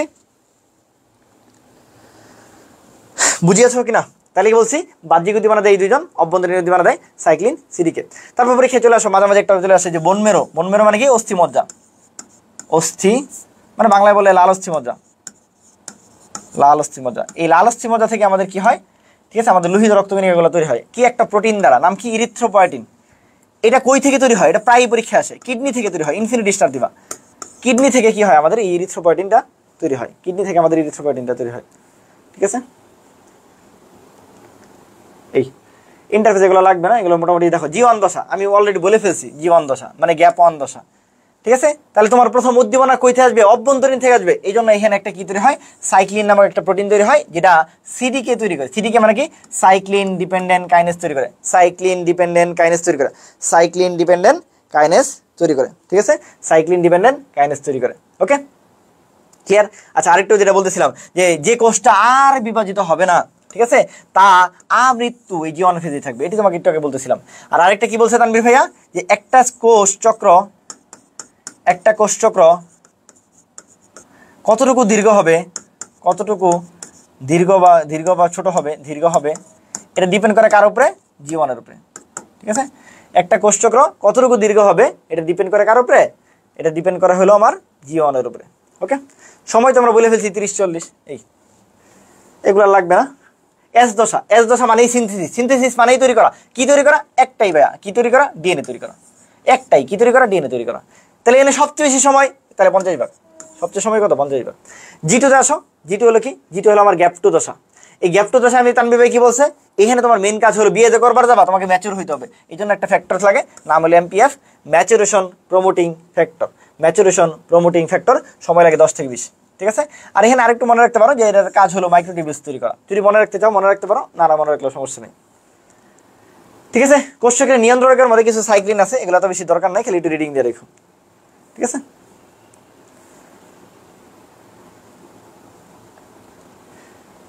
এগুলো বাকি একটু রিডিং দিবে, এগুলো তো বেশি দরকার নাই। মাইটোসিসে চলে আসো, ছোটবেলাতে আমরা যেটা পড়ছি এগুলো ইন্টারফেস আমি অলরেডি পড়াই ফেলছি, আলাদা করে বললাম না। ঠিক আছে, যেগুলো দাগানো আছে এগুলো একটু রিডিং দিবা। মাইটোসিসের পর্যায় সময় ছোটবেলাতে পড়ছি, একদম ছোট বাচ্চা কাল থেকে পড়তেছি। মাইটোসিস 5টা ধাপ, মাইটোসিস 5টা ধাপ। এটা আমার চেয়ে তোমরা ভালো পারো, এটা আমার চেয়ে তোমরা ভালো পারো। ক্লাস লাইট দিয়ে দিব, টেলিগ্রামে দিয়ে দিব, ক্লাস লাইট টেলিগ্রামে দিয়ে দিব, হ্যাঁ। আচ্ছা দেখো, মাইটোসিসের ধাপ সমূহ 5টা ধাপে ভাগ করা যায়। ঠিক আছে, আমরা ছোটবেলাতে পড়ছি prophase, prometaphase, metaphase, anaphase, telophase, ছোটবেলাতে পড়ছি, একদম ছোটবেলাতে পড়ছি। ঠিক আছে, এখানে নতুন করে মানে বলার মতো কোনো কিছু নাই, বাট তারপরে আমি বলবো। আচ্ছা, 1 নম্বর আসলে কি সবার একশো প্রোফেজ। প্রোফেজকে বলা হয় আদ্য পর্যায়। প্রোফেজকে কি বলা হয়? আদ্য পর্যায়। এই প্রোফেজ হলো সবচেয়ে দীর্ঘস্থায়ী পর্যায়, সবচেয়ে বড় যে পর্যায় এটা হলো প্রোফেজ। সবচেয়ে বড় যে পর্যায় এটা কি? এটা হলো প্রোফেজ। ঠিক আছে, আমি একটা গামছা পাইলে ভালো হইতো, গামছা দিয়ে বুঝাবো। গামছা কি আছে? আচ্ছা ধরো এটা দিয়েই বোঝাবো, সমস্যা নেই। দেখো এই যে কি বলছি, প্রোফেজ। প্রোফেজ কি বলছি? সবচেয়ে দীর্ঘস্থায়ী পর্যায়। এখানে কি হয়? এখানে মনে রাখবা, এখানে হলো জল বিয়োজন ঘটে। জল বিয়োজন মানে কি? বিয়োজন মানে বিয়োগ করা, মানে জলটাকে পানিতে কি করা, মানে বের করে দেওয়া। ধরো এই যে আমি একটা কি নিছি, ধরো এটা আমি একটা মানে টাওয়েল নিছি বা কিছু একটা নিছি, ধরো একটা বা হলো একটা মানে টি শার্ট নিছি। এই টি শার্টটা আমি পানির মধ্যে ছাড়ছি, ছাড়ার পরে হলো কি পানিটা থাকবে। এখন এই যে ধরো পানিটা আছে, আমি কিন্তু কি করতেছি, পানিটা হলো চাপতে চাইতেছি। চাপার ফলে কি হইতেছে দেখো, তুমি ভালো মতো বুঝো, এটা আমি চাপতেছি, দেখো ভালো মতো পানি যখন চাপতেছি তখন আলটিমেটলি কি হইতেছে আমার, আলটিমেটলি কিন্তু পানিটা এই যে দেখো পানিটা চলে যেতেছে। এইভাবে চাপলে কি হয়? পানি চলে যায় না? আমরা নর্মাল প্র্যাকটিক্যাল লাইফ চিন্তা করবা, তাহলে পানিকে এইভাবে চিপতেছি, তাহলে কি জল বিয়োজন হচ্ছে। দেখো জল বিয়োজন হচ্ছে, তুমি আরো চিপতে থাকো, জল বিয়োজন হচ্ছে, চিপতে থাকো, আরো চিপতে থাকো, দেখো আরো চিপতে থাকো। এই দেখো চিপতে চিপতে দেখো আলটিমেটলি কি হইতেছে বলো তো? ক্রমাগত জিনিসটা কি ছিল, আমি যত লম্বা ছিল আস্তে আস্তে যত চিপতেছি তত আস্তে আস্তে ক্রমাগত খাটো হইতেছে। খাটো হওয়ার সাথে সাথে দেখো মোটাও হয়েছে। এটাই মাথায় রাখবা, তানভীর একদম দেখাইতেছে। আবারও বলতেছি, একটা জিনিস যখন নর্মালি ছিল, ধরো আমি এটা হলো পানির মধ্যে ছাড়ছি, পানির মধ্যে তুলছি, তোলার পরে কি করতেছি, আমি হলো এটাকে শোকানোর জন্য পানিটা ছাড়তে যাচ্ছি, মানে জল বিয়োজন করতে যাচ্ছি। তা আমি যখন জল বিয়োজন করতে যাব তখন আলটিমেটলি দেখো এটা জল বিয়োজন করতে গেলে দেখো আস্তে আস্তে আস্তে আস্তে করতে যাও, করতে করতে দেখবা যে কি হয়েছে, দেখো এই যে দেখো আস্তে আস্তে বাঁক নেওয়া শুরু করছে। তার মানে ক্রমাগত এটা খাটো হইতেছে, মোটা হইতেছে, আগের চেয়ে দৃষ্টিগোচর হচ্ছে। তাহলে একটা জিনিসের যখন তুমি কি করবা, একটা জিনিসের যখন তুমি কি করবা, জল বিয়োজন করবা, তখন কি কি কাজগুলো ঘটবে? তখন এটা সংকুচিত হবে, ক্রমাগত খাটো হইতে থাকবে, ক্রমাগত মোটা হইতে থাকবে, রং ধারণ ক্ষমতা বৃদ্ধি পাবে, স্পষ্ট থেকে স্পষ্টতর হবে। যেটা বলছি এই যে একদম প্র্যাকটিক্যাল লাইফ দেখালাম, প্র্যাকটিক্যাল লাইফ দেখাইছি, এটা প্র্যাকটিক্যাল লাইফ দেখাইছি। হ্যাঁ ঠিক আছে, বুঝতে পারছি? এই বুঝছো কিনা? তাহলে এটা যেন ভুল না হয়। তাহলে কি হয়? প্রোফেজে জল বিয়োজন ঘটে, জল বিয়োজন ঘটলে যে কাজগুলো হবে এরকম হবে। ঠিক আছে, বুঝতে পারছি? এটুকু পর্যন্ত বুঝছো কিনা? এই পর্যায়ের শেষ দিকে নিউক্লিওলাস আর নিউক্লিয়ার এনভেলপের বিলুপ্তি ঘটতে থাকে। এগুলো নিয়ে অনেক ঝামেলা আছে, এক এক স্যার এক একটা বলে, বাট বইয়ে যেইভাবে আছে তুমি এইভাবে মনে রাখবা। তোমার যে পরীক্ষা আসে বিলুপ্তি ঘটতে থাকে কোথায়, তুমি এটা অ্যান্সার করবা। এটা হলো বিলুপ্তি ঘটতে থাকে। এখানে কি বলছি? এখানে বিলুপ্তি ঘটতে থাকে, এখানে বিলুপ্তি ঘটতে থাকে, খালি এমনি মনে রাখবা। প্রোমেটাফেজে চলে আসো। এই ঠিক এই জিনিসটার মধ্যে ওরা বলছে কি হইতেছে, এখানে আসো, দেখো বলছে হলো এই জায়গায় আসলে কি হয়, নিউক্লিয়ার এনভেলপ গুলা এই যে দেখো এই জায়গায় এসে নিউক্লিয়াসের বিলুপ্তি ঘটে। এখন দুটোর মধ্যে ডিফারেন্স কি? এখানে বলছে বিলুপ্তিরা ঘটতে থাকে, এখানে আছে বলছে বিলুপ্তি ঘটে। এক একজন এক এক কথা বলে। এখন আমি সবসময় বইকে প্রেফার করি। তুমি কার কথা শুনবা? বইয়ের কথা শুনবা। বইয়ে লিখছে তুমি যদি এইভাবে আসে যে নিউক্লিওলাসের বিলুপ্তি ঘটে কোথায়, আনসার যদি প্রোমেটাফেজ অপশনে থাকে তুমি প্রোমেটাফেজ দিবা। যদি প্রোমেটাফেজ অপশনে না থাকে তুমি প্রোফেজ দিবা। আবারও বলতেছি, যদি বলে যে বিলুপ্তি ঘটে কোথায়, যদি অপশনে প্রোমেটাফেজ থাকে আমি বলবো তুমি প্রোমেটাফেজ লাগাবা। ঠিক আছে, এখন স্যার টু স্যার বেরি করে। এখন যদি স্যার, যে স্যার প্রশ্ন করেছে সে যদি বলে প্রোফেজ, এটা তো কিছু করার নেই, এটা তো আমরা জানবো না, এটা জানা সম্ভব না, এটা জানবো না, এটা জানা সম্ভব না। ঠিক আছে, বুঝছো কিনা? এই তাহলে কি বলছি, এখানে বলছি বিলুপ্তি ঘটে। এখানে দেখো কিছু জিনিস মনে রাখবা, এই প্রোমেটাফেজ যে আছে চিত্রটাকে দেখাই। প্রোমেটাফেজটা যদি খুব ভালো মতো খেয়াল করো, দেখো এখানে কি হয়েছে, যে এটা হলো এক মেরু, এটা হলো এক মেরু, এক মেরু থেকে আরেক মেরু পর্যন্ত কিছু যন্ত্র আছে যাদের নাম স্পিন্ডল যন্ত্র। স্পিন্ডল যন্ত্র যা দিয়ে তৈরি হয় তাদেরকে বলা হয় স্পিন্ডল তন্তু বা ফাইবার। যা দিয়ে তৈরি হয় তাকে বলছি স্পিন্ডল তন্তু বা ফাইবার। একটা ক্রোমোজোমের মধ্যে মাঝখানে কি থাকে, গোল্লা থাকে, ওটাকে বলা হয় সেন্ট্রোমিয়ার। এখন দেখো সেন্ট্রোমিয়ারকে যে ধরে রাখছে, কি করছে, অ্যাট্রাকশন করে রাখছে, অ্যাট্রাকশন করে রাখছে, তোমার প্রতি কি টান দিয়ে রাখছে, তো টান দিয়ে রাখা মানে কি ট্র্যাকশন করে রাখা। তাহলে যে স্পিন্ডল যন্ত্রগুলোর মধ্যে এই সেন্ট্রোমিয়ারকে ধরে রাখছে সে তাহলে কি তাকে টান দিয়ে রাখছে। এই জন্য যে সেন্ট্রোমিয়ারগুলোর মধ্যে কি থাকে আমার, মানে যে স্পিন্ডল যন্ত্রের মধ্যে আমার সেন্ট্রোমিয়ারগুলো থাকে তাদেরকে বলা হয় ট্র্যাকশন ফাইবার। কি বলছি আবারও, তাহলে এক মেরু থেকে আরেক মেরু পর্যন্ত কিছু স্পিন্ডল যন্ত্র আছে যাদের মধ্যে ক্রোমোজোম থাকে তাদেরকে বলা হয় ট্র্যাকশন ফাইবার। কেন? তারা ধরে রাখছে, আকর্ষণ করে রাখছে, টান দিয়ে রাখছে। ঠিক আছে, বুঝতে পারছি? এই আর মাঝখানে যে অঞ্চল তাকে বলা হয় বিষুবীয় অঞ্চল, মাঝখানে যে অঞ্চল তাকে বলা হয় বিষুবীয় অঞ্চল। দেখো এই কথাগুলাই লেখা আছে। তাহলে তানভীর ভাই সহজে বলছে যে এক মেরু থেকে আরেক মেরু পর্যন্ত কি থাকে, আমাদের স্পিন্ডল যন্ত্র থাকে। আর এটা সবচেয়ে স্বল্পস্থায়ী পর্যায়, এটা সবচেয়ে স্বল্পস্থায়ী পর্যায়। ঠিক আছে, আচ্ছা স্পিন্ডল যন্ত্র থাকে, মাঝখানে যে মধ্যবর্তী অঞ্চল এটাকে বলা হয় বিষুবীয় অঞ্চল। ঠিক আছে, আমরা বলছি স্পিন্ডল যন্ত্রগুলো এক মেরু থেকে অপর মেরু পর্যন্ত বিস্তৃত, এদেরকে বলা হয় স্পিন্ডল ফাইবার, বা বাংলায় বলছি স্পিন্ডল তন্তু বলা হয়। স্পিন্ডল ফাইবার বা কি স্পিন্ডল তন্তু। ঠিক আছে, এর মধ্যে তানভীর ভাই বলছে যার কাছে ক্রোমোজোমটা লাগানো থাকবে সে কি করছে, টান দিয়ে ধরে রাখছে, অ্যাট্রাকশন করে রাখছে, ট্রাকশন করে রাখছে। তো এই জন্য এটাকে বলা হয় ট্র্যাকশন ফাইবার। তাহলে ট্র্যাকশন ফাইবার কারা? যে স্পিন্ডল যন্ত্রগুলোর মধ্যে সেন্ট্রোমিয়ার যুক্ত থাকে। তাহলে সেন্ট্রোমিয়ার কার সাথে যুক্ত থাকবে? যে টান দিয়ে ধরে রাখছে নিজেকে। ঠিক আছে, তাহলে তাদেরকে বলা হয় ট্র্যাকশন ফাইবার। বুঝে বুঝে সুন্দর করে ফিলিংস নিয়ে পড়বা। ঠিক আছে, তাদেরকে বলা হয় ট্র্যাকশন ফাইবার। আর এখানে যে ক্রোমোজোমগুলো আছে দেখো তো, এই ক্রোমোজোমগুলো একটু নাড়াচাড়া করে, যেমন আমরা যদি হাত নাড়াচাড়া করি তাহলে আমাদেরকে বলা হয় নৃত্য। তাহলে ভাই ক্রোমোজোম যদি হাত নাড়াচাড়া করে তাকে বলা হবে ক্রোমোজোমীয় নৃত্য। তাহলে প্রোমেটাফেজে কি দেখা যায়? এই ক্রোমোজোমীয় নৃত্য দেখা যায়। ঠিক আছে, তারপর সবার লাস্ট টানে এই জায়গায় দুই মেরু থেকে অ্যাস্টার তন্তু বিচ্ছুরিত হয়। এটা গুচ্ছে আসছিল, এটা গুচ্ছ 22-23 আসছে। কোথা থেকে কি হয়েছে? অ্যাস্টার তন্তু বিচ্ছুরিত হয়, ইনফিনিটি স্টার। কোথা থেকে? অ্যাস্টার তন্তু বিচ্ছুরিত হয়। ভাইয়া যতটুকু বলছে ভালো মতো পড়বা, ইনশাল্লাহ কমন পাবা। এখানে একটা প্রোটিন থাকে, নাম কি? মটর প্রোটিন। এটা মনে রাখো, এখানে একটা প্রোটিন থাকে মটর প্রোটিন। যা বলছি এর বাইরে আসবে না পরীক্ষা ইনশাল্লাহ। হ্যাঁ, ঠিক আছে। তারপর মেটাফেজ। মেটাফেজে কি হয়েছে? আগে যাই একটু এলোমেলো ছিল, দেখো এইখানে এসা সবগুলা সেন্ট্রোমিয়ার মাঝখানে চলে আসছে, সবগুলা সেন্ট্রোমিয়ার মাঝখানে চলে আসছে। মাঝখানে অঞ্চলের নাম কি? বিষুবীয় অঞ্চল। তাহলে এই যে বিষুবীয় অঞ্চলে যখন সকল সেন্ট্রোমিয়ার চলে আসছে, এটাকেই বলা হয় হলো মেটাকাইনেসিস। মেটাকাইনেসিস কোথায় ঘটে? মেটাকাইনেসিস বাই মেটাফেজে ঘটে। নামে মেটা আছে, মেটাফেজেই ঘটবে। তাহলে মেটাকাইনেসিস মানে কি? সেন্ট্রোমিয়ার বলা ক্রোমোজোমগুলো যদি বিষুবীয় অঞ্চলে থাকে তখন তাকে বলা হয় মেটাকাইনেসিস। ক্রোমোজোমগুলো কি বলছি? যদি বিষুবীয় অঞ্চলে থাকে তখন তাকে কি বলছি? মেটাকাইনেসিস। খুবই খুবই ইম্পর্টেন্ট। মেটাফেজ সবচেয়ে ইনফিনিটি স্টার। কি বলছে তাহলে? ক্রোমোজোমগুলো যখন কি বলছি আমাদের বিষুবীয় অঞ্চলে অবস্থান করে তখন তাকে বলা হয় মেটাকাইনেসিস। পরীক্ষা আসে মেটাকাইনেসিস কোথায় ঘটে? আনসার হলো মেটাফেজে ঘটে। এই মেটাফেজে যখন ঘটতে যায় তখন এটা আরো বেশি কি হয়, একদম একীভূত হয়ে যায়। একটা জিনিসে যখন ঘন হয়ে যায় ওই জিনিসটাকে বলি আমরা, খাটো আর মোটা হয়ে গেলে তখন তাকে বলি আমরা কনডেনসেশন। এখন এরকম যদি অতিমাত্রায় হয়ে যায়, অতিমাত্রা মানে কি? সুপার, যেমন আমরা কি বলি না সুপার পাওয়ার বলি, ওরকম অতিমাত্রায় কোনো জিনিস হয়ে গেলে তার সুপার। তাহলে অতিরিক্ত যদি হয়ে যায়, অতিমাত্রায় কোনো জিনিস কয়েলিং যদি হয়ে যায় ওটাকে বলা হয় সুপার কয়েলিং। তাহলে কি হয়েছে? একটা হলো খাটো মোটা আরো বেশি হয়। এখন বলতে পারে খাটো মোটা তো ভাই আগেও বললেন, হ্যাঁ এখানেও খাটো মোটা হয়। তবে এখানে কে খাটো মোটা হয়? এখানে হয় ক্রোমোজোমের খাটো মোটা। আর আগেরটাতে কি হয়েছে? আগেরটা হচ্ছে ক্রোমাটিড খাটো মোটা হয়ে গেল। সরি, এখানে ক্রোমোজোম। আচ্ছা অত বেশি লাগবে না, এত বেশি প্যারানোর দরকার নেই, খালি মনে রাখবে হলো যে ক্রোমোজোম বা যখন আরো বেশি খাটো মোটা হইতে চায় তখন তাকে বলে কনডেনসেশন। ঠিক আছে, তখন তাকে কি বলা হয়? কনডেনসেশন বলা হয়। আর অতিমাত্রায় কয়েলিং হলে তখন তাকে বলা হয় সুপার কয়েলিং। অতিমাত্রায় কয়েলিং হলে তখন তাকে বলা হয় সুপার কয়েলিং, যেটা দ্বারা সংখ্যা আকার নির্ণয় করা যেতে পারে, দরকার নাই। এখন আমি সবচেয়ে বেশি ইম্পর্টেন্ট যে জিনিসটা দিই মেটাফেজের ক্ষেত্রে মনে রাখবা, একটা গোল্লা কি বলছে বলো? একটা গোল্লা দুইটা গোল্লা ভাগ হয়। তানভীর ভাই একটা কথা বলছে, কি বলছে? মেটাফেজে একটা গোল্লা দুইটা গোল্লা হয়। বলো আমার সাথে হলো, মেটাফেজে একটা গোল্লা দুইটা গোল্লা হয়। একদম মুখস্থ, মেটাফেজে একটা গোল্লা দুইটা গোল্লা হয়। প্রোফেজের হরমোনটার নাম মানে এই যে মটর প্রোটিন, একটা প্রোটিনের কথা বলছি, মটর প্রোটিন।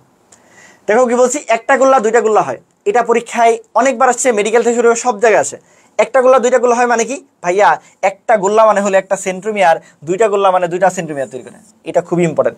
আর কি হয়েছে, আমরা বলছি যে নিউক্লিয়াস এবং নিউক্লিয়ার এনভেলপের সম্পূর্ণ বিলুপ্তি ঘটে। সম্পূর্ণ কথাটা যদি থাকে তাহলে তোমাকে অন্য প্রোফেস প্রোমেটাফেস চিন্তা করা যাবে না। তাহলে একটা জিনিস তিনভাবে পড়ালাম।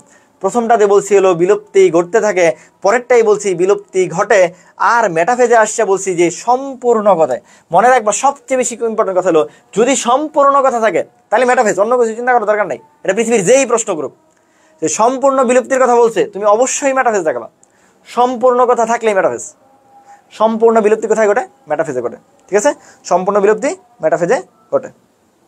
ওকে, এই তারপর সে অ্যানাফেজ আসো। অ্যানাফেজ মানেই গতি পর্যায়, এটা একবার আসছে। অ্যানাফেজ মানে কি? গতি পর্যায়। গতি পর্যায়ে দেখো খুব ভালো মতো খেয়াল করো, এই যে গতি পর্যায়ে মানে কি, মাঝখানে আসছিল, এরপরে মন ভালো নাই, মানে কি হয়েছে, মাঝখানে স্থির হয়ে বসে আসছিল, পরে হলো মনটা উতাল পাতাল হয়ে গেছে, যে না আমি আর থাকবো না, থাকবো না কো বদ্ধ করে দেখবো এবার জগৎটাকে কেমন করে ঘুরছে মানুষ। এই ছোটবেলা আমরা পড়ছি থাকবো না কো বদ্ধ করে, তাহলে ওরা যে এখানে বদ্ধ করে ছিল ওদের আর ভালো লাগে নাই, ওরা বলছে যে থাকবো না কো বদ্ধ করে দেখবো এবারে জগৎটাকে। ওরা জগৎটা দেখার জন্য এই দুই মেরুতে যাওয়া শুরু করছে। ওরা কি করছে? দুই মেরুতে যাওয়া শুরু করছে। যখন তারা যাইতে চায়, দেখো সবার আগে সবসময় সবার কাছে সেন্ট্রোমিয়ারটা আগে থাকে। তো এই জন্য পরীক্ষা আসে যে সেন্ট্রোমিয়ার সবসময় কি থাকে? অগ্রগামী থাকে। মুখস্থ করো না, দেখে রাখো। এই চিত্র, এই যে তুমি দেখো, তুমি যদি ভালো মতো খেয়াল করো, চিত্র দেখা কেন গুরুত্বপূর্ণ, তুমি এই চিত্রটা ভালো মতো দেখো, তো ভালো মতো খেয়াল করো, এই জাস্ট 2 সেকেন্ড বা 30 সেকেন্ড খেয়াল করো, খেয়াল করো। এখন তুমি চোখ বন্ধ করো, দেখো তুমি চিত্রটা তোমার ভিজুয়ালাইজ হচ্ছে। ঠিক আছে, দেখো সামনে দিয়ে সেন্ট্রোমিয়ার, পাশের পিছের দিকে কি আছে? বাহু আছে। তুমি যদি মানুষ হয়ে থাকো, তুমি যদি জিন বা পরি না হয়ে থাকো, তোমার চোখে ভাসবেই। চোখ বন্ধ করে ফিল করো, দেখো তুমি ফিল করার চেষ্টা করো যে এরকম একটা মেটাফেজ। যদি কারো না বাসে, তুই মানুষ না, তুই মানুষ না, তুই জিন অথবা পরি। যদি তোর চোখে না বাসে, ঠিক আছে, তোমার চোখে যদি না বাসে, তুমি জিন না, জিন অথবা পরি। ছেলে হলে জিন, মেয়ে হলে পরি, কিছু করার নাই। ঠিক আছে, আর মানুষ হলে তুমি চোখ বন্ধ করে দেখো, ফিল করো, তুমি দেখবে এটা তোমার চোখে ভাসতেছে। ইভেন তুমি 10 দিন পরে এটা দেখো, তাও দেখবা ভাসতেছে। এই জন্য আমি বলি, সবাই বলে যে অ্যাডমিশনে এসে চিত্র দেখার দরকার নাই। আমি বলি না, ইম্পর্টেন্ট চিত্রগুলো দেখবা, এটা ভিজুয়াল ইমপ্রেশন তৈরি করে। চিত্র আমাদের মেমোরিতে কি হয়? সবচেয়ে বেশি পার্মানেন্ট মেমোরি হয়। ধরো এখানে এতগুলো লাইন আছে, তুমি ভুলে যেতে পারো, কিন্তু এই চিত্র তুমি ভুলবা না। এই চিত্র তোমার ভোলার অবস্থা কম। এই কে জিনপুরি কেউ আসোস কিনা? ঠিক আছে, এই জিনপুরি কেউ আসোস কিনা? জিনপুরি কেউ আসোস কিনা? ঠিক আছে, আচ্ছা তাহলে দেখো কি বলছি, এখানে কি বলছি, সেন্ট্রোমিয়ারটা কি থাকে? সামনের দিকে থাকে। এটাই বারবার পরীক্ষা আসে যে একটা জিনিস যখন যাইতে থাকে, তখন সব সময় সেন্ট্রোমিয়ারটা অগ্রগামী থাকে। দেখো অভিমুখে যখন যায়, তখন সেন্ট্রোমিয়ার অগ্রগামী, বাহুদ্বয় অনুগামী হয়। বাহুদ্বয় কি হয়? অনুগামী হয়। এটা বিভিন্ন আকৃতি হয়, ছোটবেলাতে পড়ছো। একটা হলো ভি আকৃতি, ভি হলে মেটাসেন্ট্রিক, এল হলে সাবমেটাসেন্ট্রিক, জে হলে এক্রোসেন্ট্রিক, আই হলে টেলোসেন্ট্রিক। ঠিক আছে, যখন মেরুর কাছাকাছি পৌঁছায় তখন এটা সমাপ্তি ঘটে। আর এখানে একটা জিনিস আসে, এই যে সেন্ট্রোমিয়ার ভাগ যে হলো, এই সেন্ট্রোমিয়ারটা প্রত্যেকটা ক্রোমাটিড একটা অপত্য ক্রোমোজোমে পরিণত হয়। ইনফিনিটি স্টার, এটা স্টার দিয়ে রাখবা। তানভীর ভাই বলছে অ্যানাফেজে যখন যায়, প্রত্যেকটা ক্রোমাটিড একটা কি হয়? ক্রোমোজোম হয়। প্রত্যেকটা ক্রোমাটিড একটা কি হয়? এটা বন্ধ হয়ে যেতেছে চার্জ, আমার তো চার্জ নেই। প্রত্যেকটা ক্রোমাটিড, এখন সবাই জবাবদিহি করবে। আচ্ছা ঠিক আছে, পরিবাহে গেছি অনেকগুলো না, জিন পরিবাহী অনেকগুলো। আচ্ছা ঠিক আছে, আচ্ছা তাহলে কি বলছি, প্রত্যেকটা ক্রোমাটিড কি হবে? একটা অপত্য ক্রোমোজোমে পরিণত হবে। খুবই ইম্পর্টেন্ট, প্রত্যেকটা ক্রোমাটিড একটা অপত্য কি হবে? ক্রোমোজোমে পরিণত হবে। ঠিক আছে, আর যখন মেরুর কাছাকাছি পৌঁছাবে, তখন এটা কি হবে? শেষ হয়ে যাবে। মানে বেঙ্গালি দিয়ে। আচ্ছা তারপর সেগুলো কি আছে? লাস্ট আছে কি? লাস্ট আছে আমাদের টেলোফেজ। টেলোফেজ এত বেশি দরকার নাই। টেলোফেজে খালি মনে রাখবা যে আবার সবকিছু কি হবে? উল্টা হওয়া শুরু করবে। তাহলে দেখো আমরা বলছি প্রোফেজের ক্ষেত্রে জল বিয়োজন ঘটবে। সরি, প্রোফেজের ক্ষেত্রে বলছি জল বিয়োজন ঘটবে। তুমি এখানে বলো তাহলে কি ঘটবে? ভাই উল্টা কাজ ঘটবে। তাহলে ওইখানে পানি ছাড়ছিলাম, এখানে পানি ঢুকাবো, তার মানে এখানে ভাই জল যোজন ঘটবে। কি ঘটবে? জল হাইড্রেশন বা জল যোজন ঘটবে। জল যোজন ঘটবে, ওখানে খাটো হয়েছিল, এখানে প্রসারিত হবে। ওখানে গিয়েছে খাটো মোটা হয়েছে, এখানে সরু লম্বা হবে। ওখানে স্পষ্ট হয়েছে, এখানে অস্পষ্ট হইতে থাকবে। ঠিক আছে, এই সময় কি হয়? নিউক্লিয়ার এনভেলপ আর সেট ক্রোমোজোম কি হয়? গৌণকুঞ্জনে পূর্ণ আবির্ভাব ঘটে। কেন? প্রোফেজ হলে কি ছিল? বিলুপ্তি হইতেছিল। আর টেলোফেজ ঠিক উল্টা। তাহলে এখানে কি হবে? পূর্ণ আবির্ভাব ঘটবে। কি হবে? পূর্ণ আবির্ভাব ঘটবে। এগুলো আর কিছু লাগবে না। সাইটোকাইনেসিস আসো। সাইটোকাইনেসিস দেখো, এই যে তুমি দেখো, মুখস্থ করার দরকার নেই। দেখো সবার শেষে কি আছে? টেলোফেজ। এই টেলোফেজের পরে এই সাইটোকাইনেসিস, তাই না? টেলোফেজের ঠিক পরে সাইটোকাইনেসিস, তার মানে টেলোফেজের ঠিক পরে সাইটোকাইনেসিস, এটাই বলছি যে টেলোফেজ পর্যায়ে শেষে যায় সাইটোকাইনেসিস শুরু হয়। মুখস্থ করো না, দেখে রাখো। আর এই যে দুইটা জিনিস লেখা আছে, প্লাজমা লেমা, কোষ প্লেট, এগুলো চোখ বলে রেখো। এরপর চলে আসো সবচেয়ে কমন যে জিনিসটা, সেটা হলো কি, আমাদের যে সাইটোকাইনেসিস যদি না ঘটতো, খালি আমাদের মনে হয় না নিউক্লিয়াস এত দামি জিনিস, বারবার খালি নিউক্লিয়াস বিভাজন হইতো, খালি নিউক্লিয়াস আর নিউক্লিয়াস পাইতাম, চারপাশে খালি নিউক্লিয়াস আর নিউক্লিয়াস। মানে আমাদের মনে হয় মাঝে মাঝে যে আমাদের যদি এমন অনেক টাকা হইতো, টাকা আর টাকা, চারপাশে টাকার টাকা, এটা একবারও চিন্তা করি না আমার, যে আমার যদি অনেক টাকা হয় কিন্তু আমি যদি সুস্থ না থাকি, তার লাভ আছে না। এই জন্য সবকিছুতেই আল্লাহ তাআলা একটা ব্যালেন্স পছন্দ করে। সবসময় এটা চিন্তা করো, আমরা সবসময় মানে অন্যভাবে চিন্তা করি। আমরা ভাবি যে আমার মনে হয় আমি যদি বিল গেটসের মতো কোটিপতি ধনীপতি হয়ে যেতাম, লাভ নাই। শান্তি, মানসিক শান্তি টাকা দিয়ে আসে না। বিল গেটসের বউ গেছে লাভ কি? ঠিক আছে, মানে কথার কথা একটা বললাম আর কি। বাস্তবতা হলো কি, শান্তিটা আল্লাহ প্রদত্ত। তুমি মানে টাকা থাকলে তোমার শান্তি হয়ে যাবে, এরকম হইতে পারে না। তাহলে কি বিল গেটসরা মারা যেত? তাহলে ইলন মাস্কের মতো লোক কি মারা যাবে এক সময়? মারা তো অবশ্যই যাবে। তার টাকা পয়সা এগুলো সবই একটা কি, মানে একটা আপেক্ষিক ব্যাপার। আমার সব মানে আর কি বলে আইনস্টাইনের আপেক্ষিকতা এত ভালো লাগে, আমার কাছে মনে হয় পৃথিবীর সবকিছু আপেক্ষিক। এই যে আমি কথা বলতেছি, এটাও আপেক্ষিক। পৃথিবীতে মানে সবকিছু অ্যাবসলিউট বলে কোনো জিনিস নেই, সবকিছু রিলেটিভ। আজকে যে জিনিস তোমার অনেক ভালো লাগতেছে, মনে হচ্ছে মেডিকেল চান্স পেলে আমার মনে হয় জীবনটা সব চেঞ্জ হয়ে যেত। মেডিকেল চান্স পাতে বলো মানে অত এরকম ফিলিংস মনে হবে না। তো মনে হইতেছে যে সেকেন্ড টাইম একটা ভালো জায়গায় চান্স পেলেই সব মনে হয় শেষ হয়ে যাবে, না, সব কিছু আপেক্ষিক। আজকে যে জিনিসটা তোমার কাছে খুব বেশি আকাঙ্ক্ষার মতো লাগতেছে, এক সময় যায় এটা আকাঙ্ক্ষা নাও থাকতে পারে। ঠিক আছে,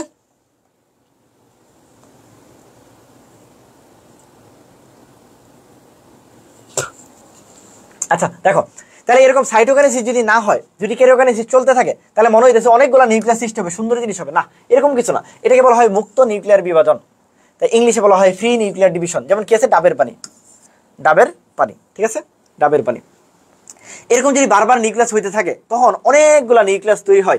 এই অনেকগুলা নিউক্লিয়াস যদি আমার উদ্ভিদ কোষে তৈরি হয়, তখন তাকে আমরা বলি সিনোসাইটিক।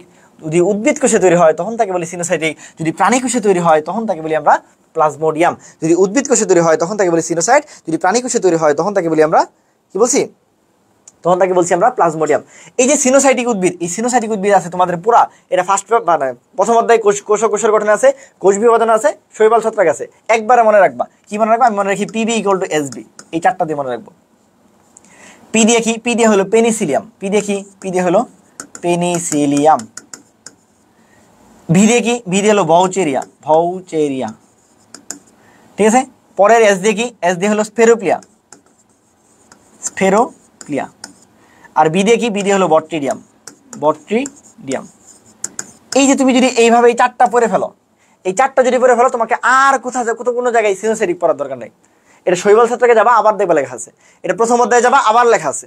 তো একবারই পড়ে ফেলো, একবারই পড়ে ফেলো। একটা জিনিস 3 অধ্যায় আছে, তাহলে এমন ভাবে পড়বো যে 3 অধ্যায় যেন কভার হয়, এবং 3 অধ্যায় তোমাকে কভার করে দিলাম। এর মধ্যে পেনিসিলিয়াম যেটা, এটা শুধুমাত্র ছত্রাক, আর বাকি 3 জন যারা আছে এরা সবাই শৈবাল, ঠিক আছে। তাহলে আবারও বলতেছি, সিনোসাইটিক উদ্ভিদ কারা কারা, একদম এই 4 জনকে মুখস্থ করে ফেলো। পিবিএসবি, আমরা বলছি পিবি ইকুয়াল টু এনআরটি, ওরকম পিবিএসবি বলবো। পি দিয়ে কি বলছি? পি দিয়ে হলো পেনিসিলিয়াম। ভি দিয়ে কি? ভাউচেরিয়া। এস দিয়া স্পেরোক্লিয়া। ভি দিয়া বট্রিডিয়াম। এই 3টা শৈবাল, পেনিসিলিয়াম ছত্রাক। তাহলে শৈবাল ছত্রাক অধ্যায় এটা আছে। আমার নিউক্লিয়াস যখন পড়বা, প্রথম অধ্যায়ে নিউক্লিয়াস আছে না, নিউক্লিয়াসের মধ্যে যখন পড়তে যাবো দেখবা এই উদাহরণগুলোতে আছে। নিউক্লিয়াস পড়তে যাও, নিউক্লিয়াস বের করে দেখো, প্রথম অধ্যায় কোষের গঠন, নিউক্লিয়াসে যাবা, এই একই জিনিস আছে। দ্বিতীয় অধ্যায় এই জায়গায় আছে, আর শৈবাল ছত্রাকে যাওয়া ওইখানেও আছে।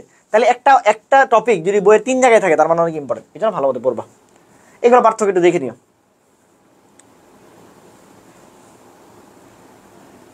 মাইটোসিসের গুরুত্বে চলে আসো। মাইটোসিসের গুরুত্ব তুমি কি দিবে এখন? অবজেক্টিভ দেখাবা। তো তোমার কাজ কি সবগুলো মুখস্থ করা? না, আমরা মায়োসিস সবগুলো মুখস্থ করবো। মাইটোসিসের 2-3টা জিনিস জানা রাখবো। মাইটোসিস আমি এগুলো টেকনিক্যাল ওয়েতে পড়বো। যেমন কি আছে, নর্মালি আমরা জানি মায়োসিসের গুরুত্ব হলো বংশবৃদ্ধি। একটু আগে বলছি মায়োসিস সবসময় জনন কোষে কাজ করে, কিন্তু তাহলে এইখানে এসে মাইটোসিস একটা বংশবৃদ্ধি করে, তাহলে এটা একটু পড়তে হবে, এটা স্টার দিব। মাইটোসিসের কাজ তো দৈহিক বৃদ্ধি, বংশবৃদ্ধি করা না, তাহলে একটা জায়গায় বংশবৃদ্ধি করে, এটার নাম কি? ক্ল্যামাইডোমোনাস। তাহলে এক কোষের সুকেন্দ্রিক জীবে মাইটোসিস বংশবৃদ্ধি করতে পারে, যেটার নাম ক্ল্যামাইডোমোনাস। এরপরে বলছি যেটা ভুল হবে লেখো, এনে পাশে লেখো, ভুল হবে, তাহলে তোমাদের কোনোদিন ভুল হবে না। আর যদি না লেখো তাহলে ভুল হইতে পারে।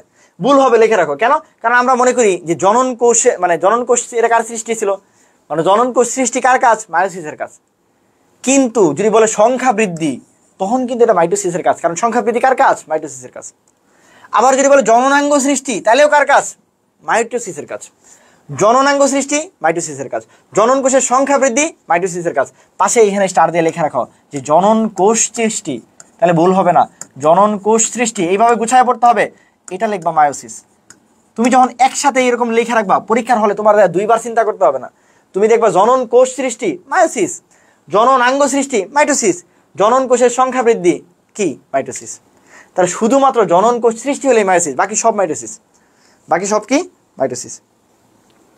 ঠিক আছে, বুঝছো কিনা? ক্লিয়ার? আচ্ছা, তারপর আসলে বাকিগুলো দেখবা। আর আরেকটা জিনিস ঝামেলা বাজবে, ক্রোমোজোমের সংখ্যা কি রাখা? সমতা রক্ষা করা। ক্রোমোজোমে কি সমতা রক্ষা করা, এইখানে স্টার দিয়ে লিখবা যে ক্রোমোজোম সংখ্যা ধ্রুব রাখা। যদি বলে ধ্রুব রাখা, ধ্রুব মানে কি ভাই? ধ্রুব মানে জানা মান, 4টা 8টা 16টা 32টা 64টা এরকম। এই ধ্রুব রাখার কাজটা করে হলো মায়োসিস। আর সমতা মানে কি ভাই? 2n থেকে 2n, 2n থেকে 2n, 2n থেকে 2n, এটা হলো সমতা রক্ষা করা। তাহলে সমতা রক্ষা করা যদি বলে তাহলে আনসার হলো মাইটোসিস। ধ্রুব রাখা যদি বলে, ধ্রুবটা বল দিবা, ধ্রুব রাখা যদি বলে তাহলে আনসার হলো মায়োসিস। বাকি ক্ষতস্থান পূরণ, ক্ষয় পূরণ এগুলো একটু দেখবা। ঠিক আছে, অনিয়ন্ত্রিত মাইটোসিস দেখবে এগুলো। আচ্ছা, তারপর অনিয়ন্ত্রিত মাইটোসিস। অনিয়ন্ত্রিত মাইটোসিস খালি মনে রাখবা, এই অনিয়ন্ত্রিত মানে কি? মাইটোসিস তো ভালো, সংখ্যা বৃদ্ধি, কিন্তু যদি অনেক বেশি সংখ্যা বৃদ্ধি করে তার মানে কি ভালো না? Access of anything is very bad. সবসময় আমি কথা বলি। তাহলে এটা টিকা দিয়ে মনে রাখবা, টি দিয়ে টিউমার, কাতে ক্যান্সার, টিউমারের ক্যান্সার। ঠিক আছে, টিউমারের ক্যান্সার। আমাদের বডিতে যেন টিউমারের ক্যান্সার না হয় এই জন্য আমাদের একটা গার্জিয়ান আছে, এই গার্জিয়ানটার নাম হলো P53। কোনো কারণে যদি ও নষ্ট হয়ে যায়, ও যদি অসুস্থ হয়ে যায়, তখনই আমাদের এই ঝামেলাগুলো বাজে।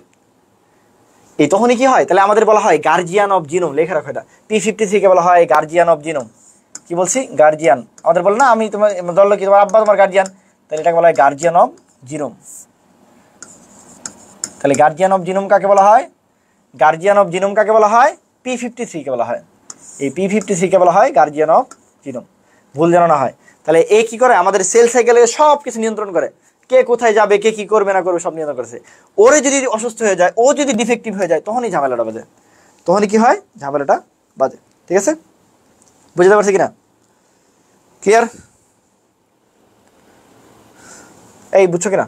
এই এখন আসা হলো কি, এখন এখানে কিছু জিনিস আছে বারবার তোমাদের পড়ো, তোমরা ভুলে যাও। তানভীর ভাই পড়াই দিচ্ছে, সারা জীবন মনে রাখবা। ধরো তানভীর ভাই কি নিয়ে পড়ে? তানভীর ভাই নিউরন নিয়ে পড়তেছে, বা বাংলায় বলে স্নায়ু নিয়ে পড়তেছে। তাহলে ভবিষ্যতে তানভীর ভাই যদি ডাক্তার হয় তাহলে তানভীর ভাই হবে নিউরোলজিস্ট, তাই না? তাহলে আমি যেহেতু স্নায়ু নিয়ে পড়তেছি বা নিউরন নিয়ে পড়তেছি, তাহলে আমি ভবিষ্যতে যদি ডাক্তার হই তাহলে নিউরোলজিস্ট হবে। ঠিক তারা যারা হার্ট নিয়ে পড়তেছে তারা কার্ডিওলজিস্ট হবে, তাই না? আচ্ছা, তাহলে যারা ভাই ক্যান্সার নিয়ে পড়তেছে তারা কি হবে? তারা কি হবে? ক্যান্সারোলজিস্ট না ভাইয়া, ক্যান্সারের ইংলিশ নাম হলো, যে জিনটা থাকে ওটাকে বলা হয় অনকোজিন। এই জন্য ক্যান্সার নিয়ে যারা গবেষণা করে বা পড়াশোনা করে তাদেরকে বলা হয় অনকোলজিস্ট। আজকে দেখে এলাম কি বলছি, ক্যান্সারের যে জিনটা থাকে তাকে বলা হয় অনকোজিন। তাহলে অনকোজিন নিয়ে যেহেতু পড়াশোনা করতেছে, তাহলে সে যে হবে তাকে বলা হবে অনকোলজিস্ট। তাহলে ক্যান্সার বিশেষজ্ঞের ইংলিশ নাম কি? অনকোলজিস্ট। ঠিক আছে। আচ্ছা, এই যে ক্যান্সার, ক্যান্সারকে কয়েকভাবে ডাকা যায়। ক্যান্সারকে কেউ কেউ বলে কার্সিনোমা, ক্যান্সারকে কেউ কেউ বলে ম্যালিগনেন্সি,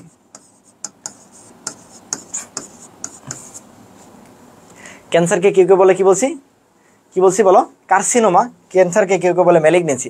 যেমন আমার এখনো মনে আছে, আমি যখন হলো মানে মেডিকেলে 5th ইয়ারে পড়ি, ফাইনাল ইয়ারে পড়ি, তো ওই সময় আমাদের একটা পেশেন্ট ছিল, মানে স্যার আমাদের পড়াইতেছিল, তো ওই পেশেন্টটার আসলে ক্যান্সার হয়েছিল আর কি।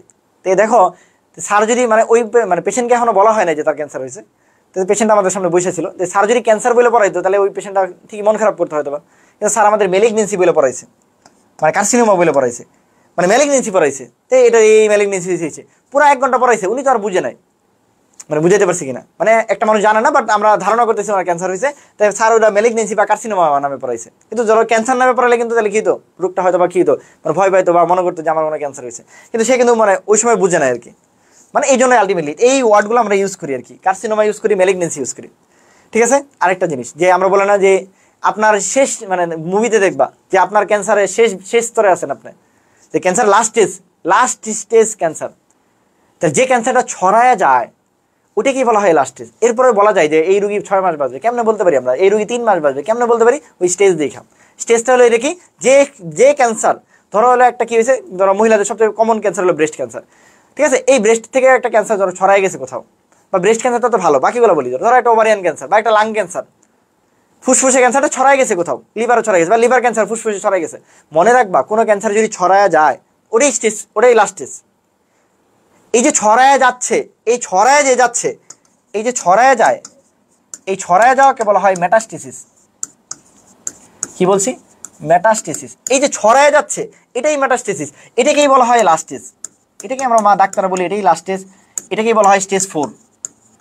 মানে যেটা ছড়ায় গেছে এটাই স্টেজ 4। স্টেজ 4 মানে লাস্ট স্টেজ। এটার ওনার হায়াতি 3 থেকে 6 মাস, এর বেশি উনি বাঁচবে না, সম্ভবই না, এটা পৃথিবীতে কোনো চিকিৎসা আসে নেই, ঠিক আছে? লাস্ট স্টেজ মানে কি? ক্যান্সার কেন বলা হয়? ক্যান্সারটা হলো ক্র্যাব থেকে আসছে, কাঁকড়া থেকে। কাঁকড়া যেমন ওই 4 হাত বা 4 দিক থেকে দুনিয়া সব কিছু ধরে, ক্যান্সারটা সেম, সব কিছু ধরে। এই জন্য ক্যান্সারকে বলা হয় কি? ক্র্যাব থেকে আসছে, যার মানে ক্যান্সার। তাহলে ছড়ায় যদি যায় এটাকে বলা হয় মেটাস্টেসিস। ছড়ায় যদি যায় তাকে কি বলা হয়? মেটাস্টেসিস। ক্লিয়ার? বুঝছো কিনা? এখন দেখো আমরা কিছু জিনিস বুঝাই, আমার মনে হয় এই জিনিসগুলো বুঝছো কিনা। ক্যান্সার নিয়ে বা ক্যান্সারের যে জিনটা, ওই জিনটাকে বলা হয় অনকোজিন, তাহলে এই জন্য ওটাকে বলে অনকোলজিস্ট। ক্যান্সারকে কার্সিনোমা নামেও ডাকা হয়, ক্যান্সারকে ম্যালিগনেন্সি নামেও ডাকা হয়, ঠিক আছে? আচ্ছা, আর ক্যান্সার ছড়ায় যদি যায় মানে কি? মেটাস্টেসিস। এটার মানে কয় number stage? 4 number stage. Stage কি? 4 বা লাস্ট স্টেজ। এখানে এই কি বলে, ওই মানুষটার হায়াত আল্লাহ কি 3 থেকে 6 মাসের বেশি উনি আসলে বাঁচা সম্ভব হয় না, ঠিক আছে? এটা দেখে আমরা বলতে পারি ডাক্তাররা। আসলে এখানে কিছু জিনিস আছে, এখন তোমাকে সুন্দর করে বুঝাবো, সুন্দর করে মাথায় ছড়ায় রাখবা। সবার আগে সবচেয়ে সহজ যেটা, সেটা হলো ভাইয়া টিউমার যদি ছড়ায় যায়, তানভীর ভাই বলছে, বলো তোমরা, টিউমার যদি ছড়ায় যায়, বলো কি বলছে? মেটাস্টেসিস। টিউমার যদি ছড়ায় যায়, আর কোনো কিছু চিন্তা করার কিছু না, এটা নাম মেটাস্টেসিস। এটা কয় নাম্বার? এটা স্টেজ 4, এটাকে বলা লাস্ট স্টেজ, ঠিক আছে? স্টেজ 4। ক্লিয়ার? আচ্ছা, তারপর আসো, আমরা বলছি একটু আগে যে টিউমার বা ক্যান্সার যে আছে, টিউমার মানে কি? টিউমার, খারাপ টিউমারটা তো ক্যান্সার। ক্যান্সারের যে জিনটা, ওই জিনটার নাম কি? অনকোজিন। আর কোনো জিনিস তৈরি করা মানে জেনেসিস। তাহলে ভাই একটা জিনিস টিউমার বা ক্যান্সার সৃষ্টি, সৃষ্টি মানে জেনেসিস, তাহলে ওই জিনটার নাম কি? অনকো। তাহলে ভাই এটাকে বলা হয় অনকোজেনেসিস। তাহলে টিউমার সৃষ্টি মানে অনকোজেনেসিস। বুঝা টিউমার সৃষ্টি বা ক্যান্সার সৃষ্টি মানে অনকোজেনেসিস। বুঝতে পারছি? এখন যেসব রাসায়নিক পদার্থ এই ক্যান্সার সৃষ্টিতে উৎসাহিত করে, উৎসাহিত করতেছে, তাদেরকে বলা হয় কি বলেছে? তাদেরকে বলা হয় কি? মিউটাজেন। এখন ভাই মিউটাজেনটা কি? এই যে ক্যান্সার হচ্ছে মানে কি? আমার একটা নর্মাল সেল, নর্মাল সেলটা কি হয়েছে? আমরা বলি করোনা খারাপ কেন? করোনার ভ্যাকসিন তৈরি করা যাচ্ছিল না কেন? করোনা বারবার মিউটেশন করে ফেলে, এটা তো শুনছো, মিউটেশন করে ফেলে, মিউটেশন করে ফেলে। ঠিক একইভাবে ক্যান্সারের কেন চিকিৎসা করা যায় না? ক্যান্সারগুলো এত বেশি খারাপ, মানে এরা সকালে যেটা দেখছো বিকালে দেখবে আরেকটা হয়ে গেছে, সকালের চিকিৎসা বের করছো বিকালে দেখবা ওটা চেঞ্জ হয়ে গেছে, ওর চিকিৎসা কেমন দিবা? তো এই জন্য ক্যান্সার সেলগুলো, একটা নর্মাল সেল বারবার কি করে? মিউটেশন করে ফেলে। তাই মিউটেশন মানে কি? মিউটেশন মানে হলো permanent change in the DNA. DNA কি করে? পুরোপুরি পরিবর্তন করে ফেলে। যেমন করোনার টিকা তৈরি করতে আমাদের অনেক কষ্ট হয়েছে, কেন? ওই যে সকালে করোনা দেখছি, তাও তো মানে করোনাটা তাও করা গেছে, ক্যান্সারটা করাই যায় না। সকালে একটা দেখলে বিকালে দেখবে আরেকটা হয়ে গেছে, কালকে বা পরশু দিন দেখবে আরেকটা হয়ে গেছে, ওটা থামানোই যায় না। তো এই জন্য কি হয়? বারবার চেঞ্জ হয়ে যায়, বারবার মিউটেশন করে ফেলে, বারবার কি করে? মিউটেশন করে ফেলে। তাহলে এটাই বলছে, দেখো হয়ে গেল, এই যে বলছে যে দেখো যে রাসায়নিক পদার্থ ক্যান্সার সৃষ্টিতে এরকম বারবার উৎসাহিত করে, তার মানে ওইটাকে বলা হয় মিউটাজেন, মানে বারবার চেঞ্জ করে ফেলতেছে, মিউটাজেন। এই যে মিউটাজেনিক পদার্থ, তার মানে কি ওটাই ক্যান্সার তৈরি করবে? ওটাকে বলছে কার্সিনোজেনিক, ঠিক আছে? আবারও প্যারানিও না, টিউমার সৃষ্টি মানে অনকোজেনেসিস, তার মানে ওই কোষচক্র বিনষ্টকারী যে জিনটা, মানে টিউমারের যে জিনটা, ওটাই অনকোজিন। ক্যান্সারের যে জিন তার নাম অনকোজিন, তৈরি করাকে বলা হয় অনকোজেনেসিস। ক্লিয়ার? ছড়ায় মানে হলো কি? মেটাস্টেসিস। ক্লিয়ার? শেষ। আর মাঝখানে দুইটাই টস, এটা তোমাদের কষ্ট লাগতে পারে, এটাই বলতেছি ক্যান্সারটা কিভাবে হচ্ছে। বারবার মিউটেশনের কারণে হচ্ছে, মিউটেশন মানে পরিবর্তনের কারণে হচ্ছে। সকালে যেটা দেখছো বিকালে পরিবর্তন, বিকালে যেটা দেখছো পরের দিন পরিবর্তন, পরের দিন দেখছো 7 দিন পরে পরিবর্তন, পরিবর্তনের কারণে হচ্ছে। তার মানে যারা উৎসাহিত করে, কারা উৎসাহিত করে? বারবার যেটা পরিবর্তন হয়, এটাই তো ক্যান্সার করতেছে।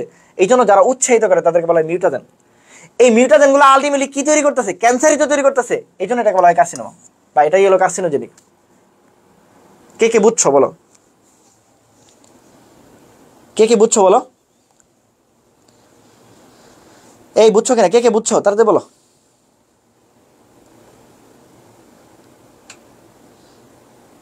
কি হয়েছে? কি হয়েছে? পোলাপান কি হয়েছে? এই ঝগড়াঝাড়ি করিস না। দেখো আবারও বলতেছি, তোমাদের সহজ করতেছি। তানভীর ভাই বলছে যে একটা ক্যান্সার মানেই অনকোজিন, তাই যে জিনটার কারণে হয় এর নাম অনকোজিন। ওই জিনের সৃষ্টি মানে জেনেসিস, অনকোজেনেসিস। ছড়ায় পড়ছে মানে মেটাস্টেসিস। এখন কেন বারবার ক্যান্সার হচ্ছে? যে উৎসাহটা কে দেয়? ওই যে ভাই মিউটাজেন দেয়, বারবার ওর উৎসাহ দিয়ে চেঞ্জ করে ফেলে, ওর নষ্ট করে ফেলে। তাহলে আলটিমেটলি নষ্ট করলেই ওই পদার্থটার নাম কি? ক্যান্সার। ক্যান্সারের সুন্দর ভাষায় বলে কার্সিনোমা, এই জন্য এটা বলছে কার্সিনোজেনিক। এটাকে কি বলছে? কার্সিনোজেনিক। ঠিক আছে, এটা আমার মনে হয় এর চেয়ে ভালো করে বোঝানো সম্ভব না। আমি যেমনি বুঝাইছি, কেউ যদি ঠান্ডা মাথায় পড়ে তার জীবনে কোনোদিন ভুল হবে না, তার জীবনে কোনোদিন ভুল হবে না। ঠিক আছে, তাহলে মিউটেশন মানে কিন্তু বাংলায় বলে পরিবৃত্তি। হ্যাঁ, যেটা বলছি যে পার্মানেন্ট চেঞ্জ, পার্মানেন্ট চেঞ্জ কোথায়? In DNA. ডিএনএতে পার্মানেন্ট চেঞ্জ হয়, সকালে যে ডিএনএ থাকে বিকালে চেঞ্জ হয়ে যায়। কোষের মৃত্যুতে আসো, দুই ধরনের মৃত্যু আছে, একটা নেক্রোসিস, একটা অ্যাপোপ্টোসিস। এর এই পরীক্ষা আসে বারবার, প্রতিবার মেডিকেলে আসে না।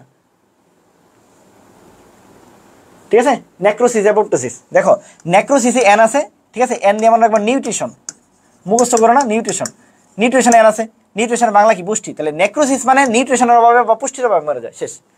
অ্যাপোপ্টোসিস মানে কি? অ্যাপোপ্টোসিস মানে হলো কি, কিছু জিনিস আমাদের কি হয় বডিতে এমনি মরে, আল্লাহ তাআলা বলছে যে ওই জিনিসটা নষ্ট হয়ে গেছে, এটা মেরে ফেলো, এটা আল্লাহ প্রদত্ত দিচ্ছে, এই জন্য এটাকে বলা হয় জেনেটিক্যালি নিয়ন্ত্রিত মৃত্যু। আর কিছু আমি না খাইতে খাইতে আমি শুকাই গেছি, এটা হলো নেক্রোসিস। তাহলে একটা বেশি ধরো তুমি খাওয়া দাওয়া কমাই দিছো, জিম করতেছো, এগুলো হলো নেক্রোসিসের কারণে হবে। আর আমার বডিতে প্রতিদিন কিছু টিস্যু মরে যেতেছে, ওগুলো নষ্ট করতে হবে না, ওই কাজটা করে হলো অ্যাপোপ্টোসিস। কেমন মনে রাখবো? নেক্রোসিসে এন আছে, পুষ্টির ইংলিশ নাম নিউট্রিশন, নিউট্রিশনে এন আছে, তাহলে নেক্রোসিস পুষ্টির অভাবে। তাহলে আরেকটা যেটা আছে জেনেটিক্যালি, আরেকটা যেটা আছে সেটা কি? জেনেটিক্যালি। বুঝছো কিনা? এই বুঝছো? ওটা হইতে পারে, ওগুলা অনেক ধরনের হয় একটু। এই শেষ। আচ্ছা, মাইটোটিক ইন্ডেক্স এগুলো একটু টুকটাক দেখো, অ্যামাইটোসিসের পার্থক্য দেখো। মায়োসিসে চলে আসো, মায়োসিসে চলে আসো। গ্রিক শব্দ কি আছে? মায়োস। মায়োস মানে কি? টু লিসেন, মানে হ্রাস করা, কি মানে হ্রাস হয়। এখানে কি হয়? আমরা বলছিলাম নিউক্লিয়াস আর ক্রোমোজোম, মাইটোসিসে একবার হয়েছে, এখানে ঝামেলা বাজে ভাই, কে জানি একবার, কে জানি দুইবার, এটা ঝামেলা বাজে। দেখো ভালো মতো খেয়াল করে দেখো, নিউক্লিয়াসের মধ্যে ক আর ল দুইটা যুক্তক্ষর আছে। এখন বলতে পারো ক্রোমোজোমের মধ্যে যুক্তক্ষর না, ক্রোমোজোমে যুক্তক্ষর না, কিন্তু কয়ের নিজের রফল আছে, ওটা কিন্তু যুক্তক্ষর না। তাহলে যেইখানে যুক্তক্ষর আছে ওটাই দুইবার, আমি মনে রাখতাম এবার যেন ভুল না হয় পরীক্ষায়। নিউক্লিয়াস দুইবার না ক্রোমোজোম দুইবার, এটা তো ঝামেলা বাজে। তাই ভাইয়া নিউক্লিয়াসের মধ্যে ক আর ল আছে, এটা দুইবার, আর ওটা একবার, শেষ। নিউক্লিয়াসের মধ্যে ক ল যুক্তক্ষর আছে, আর এটার মধ্যে রফল, ওটা যুক্তক্ষর নাই। যুক্তক্ষর থাকলে দুইবার, নাহলে একবার, শেষ। ঠিক আছে, কয়টা কয়টা কোষ তৈরি করে? ভাই 4টা কোষ তৈরি করে। কয়টা? 4টা। কি হয় ক্রোমোজোম সংখ্যা? কি হয়? অর্ধেক। এই জন্য নাম কি? রাশমূলক বিভাজন। ছোট বলার পর নতুন করে বলার কিছু নেই। আচ্ছা, আবিষ্কারক আসো, আবিষ্কারক আসো। মোটা কেমনে হবি? আমি মোটা হয়ে যেতেছি, আমার অন্তত মোটা নিয়ে নে। আমি আগে যে শুকনা ছিলাম, ঠিক আছে, মানুষ মোটা নিয়ে চিন্তা করিস না, মোটা এমনি হয়ে যাবি। আচ্ছা দেখো কি হয়েছে, এর আবিষ্কারগুলো পরীক্ষা আসে মাঝে মাঝে। ধরো কি হয়েছে, একটা তুমি এলো নর্মাল একটা তুমি বাড়ি বানাইছো, ঠিক আছে, মানে কি হয়েছে, ঝামেলা হয়েছে কি, একটা ছেলে আর মেয়ে খুব ভালোবাসে একজন আরেকজনের, এত বেশি ভালোবাসে যে হলো কি হয়েছে, না আমি তোমাকে ছাড়া বাঁচবো না। শিমুল আর পারলের মতো, শিমুলকে মেরো না, শিমুলরে মারলে পারল ব্যথা পায়, পারলরে মেরো না, পারলরে মারলে শিমুল ব্যথা পায়। তো শিমুল পারল যাই হয়েছে, তা আলটিমেটলি দেখা যেতেছে কি হয়েছে, এমন ভালোবাসে যে না, ওরা হলো একজন আরেকজনের ছাড়া বাঁচে না। তো এরপরে কি হয়েছে, বিয়ে করে ফেলছে। তো বাপে হলো এই জন্য মন খারাপ করে যায়, ঠিক আছে, তুই তোর নিজেরটা নিজে বুঝছস, ঠিক আছে, তুই তোর মধ্যে চলে যা, ঠিক আছে। তো যাই হোক, বাপে হলো মানে আলাদা করে দিছে, তাহলে আলাদা করে দিছে, নতুন বিয়ে করছে, এই জন্য তাহলে একটা ঘর বানাইছে। ঘর বানানোর করে এখন তো বাপে তো এতদিন খাওয়াইছে, এখন তো নিজের করতে হবে। এরপরে হলো সে কিছু একটা স্টার্ট করতে যাচ্ছে, যে কি করা যায়, ঠিক আছে। পরে দেখে বাইরে বেরিয়ে গেছে, দেখে কোনো জায়গায় দেখে টাকা পয়সা দেয় না। এখন বাপ যেহেতু হলো কি ছিল, বাপের হলো জমি টমি ছিল, পরে বলছে যে ঠিক আছে আমি কৃষিকাজ শুরু করবো। তাহলে একটা বাড়ি বানাইছিল, বাড়ি বানানোর পরে সে নতুন করে একটা কিছু ভাবছে যে কি করা যায়, স্টার্ট করতে যাচ্ছে। এরপরে কোনো কিছু না পায় সে কি করছে, সে হলো কৃষিকাজ শুরু করছে। আর যেসব জায়গায় মনে রাখবা 3টা বিজ্ঞানী থাকে, মনে রাখবা সবসময় প্রথম বিজ্ঞানী ওনার কাজ হলো ওই জিনিসটা এসে আবিষ্কার করা। সেকেন্ড বিজ্ঞানী ওনার কাজ হলো ওই জিনিসটা ঠিক আছে কিনা লক্ষ্য করা বা উপস্থিতি দেখা। আর থার্ড বিজ্ঞানী ওনার কাজ হলো নামকরণ করা। পৃথিবীর সব জায়গায় 3 বিজ্ঞানী থাকলে এটা সিরিয়াল। প্রথম জন আবিষ্কার, মানে আবিষ্কার করছে এটা এরকম, পরের জন এসে দেখে যে এটা ঠিক আছে কিনা, উপস্থিতি আছে কিনা, বা লক্ষ্য করে বা উপস্থিতি দেখে, ঠিক আছে। 3 নম্বর জন দেয়, নাম দেয় যে এটার নাম অমুক। দেখবে সব জায়গায় 3 জন থাকলে এরকমই হয়, 3 জন থাকলে কি হয়, এরকমই হয়, ঠিক আছে। আচ্ছা তাহলে কি বলছি, প্রথমে একটা কি করছো, প্রথমে একটা বাড়ি বানাইছো, বাড়ি মানে কি হাউস। এরপর তুমি একটা কিছু স্টার্ট করতে যাচ্ছ যে আমি কি করা যায়। এরপর তুমি কোনো কিছু পাও নাই, না পায় তুমি কি করছো, কৃষিকাজ শুরু করছো, বাপের জমি আছে কৃষিকাজ শুরু করছো, তাহলে ফার্মার। তাহলে একটা বাড়ি বানাইছো, কিছু একটা স্টার্ট করতে যাচ্ছ, পরে কৃষিকাজ শুরু করছো বা ফার্মার শুরু করছো। তাহলে প্রথম জন কি বলছি, সবসময় মনে রাখবো, প্রথম জন সবসময় আবিষ্কার, পরের জন সবসময় কি করে, লক্ষ্য করে বা উপস্থিতি দেখে, ঠিক আছে। এই 3 নম্বর জন সবসময় কি করে, নামকরণ করে। এই তাহলে মুখস্থ করার কিছু নাই। দেখো আমরা যদি বলি, তাহলে প্রথমে কি আছে হাউসার। হাউসার মানে কি বাড়ি করছিল, কি করছে বাড়ি করছে, মানে উনি আবিষ্কার করছে। পরে যখন স্টার্ট করছে মানে স্টার্সবার্গার উনি কি করছে দেখো লক্ষ্য করছেন বা উপস্থিতি দেখছেন। 3 নম্বর জন কি ফার্মার নামে ফার্মার উনি কি করছেন মায়োসিস বলেন মানে নামকরণ করেন, এটা স্লাইড দিয়ে লিখবা নামকরণ। মায়োসিস বলছে মানে কি নামকরণ করছে। এখন বলতে পারো ভাইয়া এর তো বেনেডিন আছে, আপনার তো বেনেডিনের কথা বললেন না। ধরো আমি আর তোমার মাহমুদ ভাই একটা জিনিস আবিষ্কার করছি, পরীক্ষায় আসলে কি আমার নামে একাই দিবে, মাহমুদ ভাইয়ের দিবে না? বা মাহমুদ ভাইয়ের নামে একাই দিবে, আমার নাম দিবে না? অবশ্যই দিবে। তো জিনিস আবিষ্কার করছে 2 জন, পরীক্ষায় কি শুধু হাউসার দিবে বেনেডিন দিবে না? 2 জনেরই দিবে। সো হাউসার মনে রাখলে হবে, বেনেডিন মনে না রাখলে সমস্যা নেই। বুঝতে পারছি তোমার তো অবজেক্টিভ। তাহলে প্রথম জন কি হাউসার, মানে হাউস মানে হাউসার, প্রথম জন আবিষ্কার। স্টার্স মানে স্টার্সবার্গার, পরের জন লক্ষ্য বা উপস্থিতি। ফার্মারের সাথে মোর হলো কি করছে মায়োসিস বলেন বা নামকরণ করছে। ক্লিয়ার কিনা বলো? হ্যাঁ ক্লিয়ার, এটা ক্লিয়ার কিনা বলো? ঠিক আছে। এই আর বোবেরি নামক একজন বিজ্ঞানী আছে, উনি হলো গোলকৃমিতে আবিষ্কার করছে, গোলকৃমিতে এটা হলো লক্ষ্য করছে। ঠিক আছে, দেখলে দেখতে পারো, তো বেশি ইম্পর্টেন্ট না। কোথায় হয় তানভীর ভাই বলছে, বারবার বলতেছে, একটা জায়গায় মনে রাখবা, জনন মাতৃকোষ হয়, আর কিছু মনে রাখার কিছু নয়, জনন মাতৃকোষ হয়, আর কোথাও না, জনন মাতৃকোষ হয়। এখন দেখো আমরা যদি উচ্চ শ্রেণীর জীব হয়, ধরো হলো উচ্চ শ্রেণীর জীব মানে কি, ধরো যারা ডিপ্লয়েড, নিম্ন শ্রেণীর জীব কি যারা হ্যাপ্লয়েড। ধরো তুমি একটা প্রোগ্রামে গেছো, প্রোগ্রামে যে চিফ গেস্ট ও তো সবার সামনে থাকে, তাই না? তাহলে উচ্চ শ্রেণীর মানুষ সবসময় সামনে থাকে, আগে থাকে। উচ্চ শ্রেণীর মানুষ সবসময় আগে থাকে, আর নিম্ন শ্রেণীর যারা তারা সবসময় পরে থাকে। সহজ হিসাব, উচ্চ শ্রেণীর মানুষ আগে থাকবে, নিম্ন শ্রেণীর মানুষ পরে থাকবে। আবার উচ্চ শ্রেণীর মানুষ আগে থাকবে, নিম্ন শ্রেণীর মানুষ পরে থাকবে। তাহলে মুখস্থ করার কিছু নাই ভাই। যারা নিম্ন শ্রেণীর তারা মানে কি কম মানে কি হ্যাপ্লয়েড। নিম্ন শ্রেণীর মানুষ কমে কই থাকে, পরে থাকে, তাহলে মানে ভাই নিষেকের পরে থাকবে, পর হবে, নিষেকের পর মানে কি জাইগোটে হবে। ভাই উচ্চ শ্রেণীর জীব, উচ্চ শ্রেণী মানে কি ডিপ্লয়েড ভাই, এরা কই থাকবে, এরা আগে থাকবে, তাহলে নিষেকের পূর্বে থাকবে, নিষেকের পূর্বে মানে জনন মাতৃকোষে থাকবে, মানে গ্যামিটের খেলে থাকবে মানে। আবার যে কোনো একটা প্রোগ্রামে গেলে উচ্চ শ্রেণীর মানুষ সবসময় আগে থাকে, এই জন্য নিষেকের পূর্বে গ্যামিটে। নিম্ন শ্রেণীর মানুষ সবসময় পরে থাকে, এই জন্য নিষেকের পরে জাইগোটে। শেষ, মুখস্থ করার কিছু নেই। হ্যাঁ ওকে ঠিক আছে। এরপর মায়োসিস খুবই ইম্পর্টেন্ট, জাবির জন্য খুব ইম্পর্টেন্ট, অন্যান্য জায়গার জন্য ইম্পর্টেন্ট। বিভিন্ন ধরনের মায়োসিস হয়। দেখো সবচেয়ে সহজ যদি বলি 3 নাম্বার দিয়ে শুরু করি, তাহলে সহজে বুঝবা। যদি জাইগোট গঠনে হয়, জাইগোট গঠনে যদি কোনো মায়োসিস হয় তার নাম জাইগোটিক মায়োসিস। মানে যে কোনো জায়গায় জাইগোট আছে ওই মায়োসিসের নাম কি, জাইগোট গঠনের পরে হয়েছে ওই মায়োসিসের নাম জাইগোটিক মায়োসিস। সহজ। আচ্ছা, কোনো জায়গায় স্পোর আছে, কই গেল, কোনো জায়গায় স্পোর আছে, সেই যেই স্পোরই হোক, মাইক্রোস্পোর হোক আর মেগাস্পোর হোক, নামে যদি স্পোর থাকে ওই ধরনের মায়োসিসকে বলা হয় স্পোরিক মায়োসিস। তাহলে এটাও সহজ। এটা কোন উদ্ভিদে ঘটায়? স্পোর আমরা জানি কই থাকে, সপুষ্পক উদ্ভিদে থাকে। তাহলে স্পোর যদি থাকে তার নাম স্পোরিক মায়োসিস। কোন থাকে? সপুষ্পক উদ্ভিদে থাকে। পরীক্ষায় ঝামেলাবাজ 1 নাম্বারটা, এটা সবার ঝামেলাবাজ, এটা স্টার দিবা, কি হয়েছে? গ্যামিট গঠনের ঠিক পূর্বে যদি কোনো মায়োসিস হয়, গ্যামিট গঠনের ঠিক পূর্বে যদি কোনো মায়োসিস হয়, গ্যামিট গঠনের ঠিক পূর্বে মানে কি একদম লাস্ট মোমেন্টে যে মায়োসিস হয়েছে। তাই আমরা জানি যে কোনো লাস্ট যে জায়গাটা ওটাকে বলা হয় টার্মিনাল। যেমন আমরা বলি বাস টার্মিনাল মানে কি, বাসটা সর্বশেষ যে জায়গায় যা থামবে তাকে বলা হয় বাস টার্মিনাল। তাহলে একটা জিনিস যখন নিষেক গঠন মানে গ্যামিট গঠনের ঠিক পূর্বে হবে, ঠিক পূর্বে মানে একদম লাস্ট মোমেন্টে যা হয়েছে, এই জন্য এই গ্যামিট গঠনের ঠিক পূর্বে মানে ডিপ্লয়েড একটা জীবে গ্যামিট গঠনের ঠিক পূর্বে যে মায়োসিসটা হয় তাকে বলা হয় টার্মিনাল মায়োসিস। এটা জাবিতে আসছে, এটা গুচ্ছে আসছে, এটা বিভিন্ন জায়গায় আসছে। তাহলে টার্মিনাল মায়োসিস মানে কি গ্যামিট গঠনের ঠিক পূর্বে লাস্টে যে মায়োসিস হয় তার নাম টার্মিনাল মায়োসিস। আর যদি সপুষ্পক উদ্ভিদে স্পোরে যদি মায়োসিস হয় তার নাম স্পোরিক, আর যদি জাইগোটে হয় তার নাম জাইগোটিক। ঠিক আছে, ক্লিয়ার?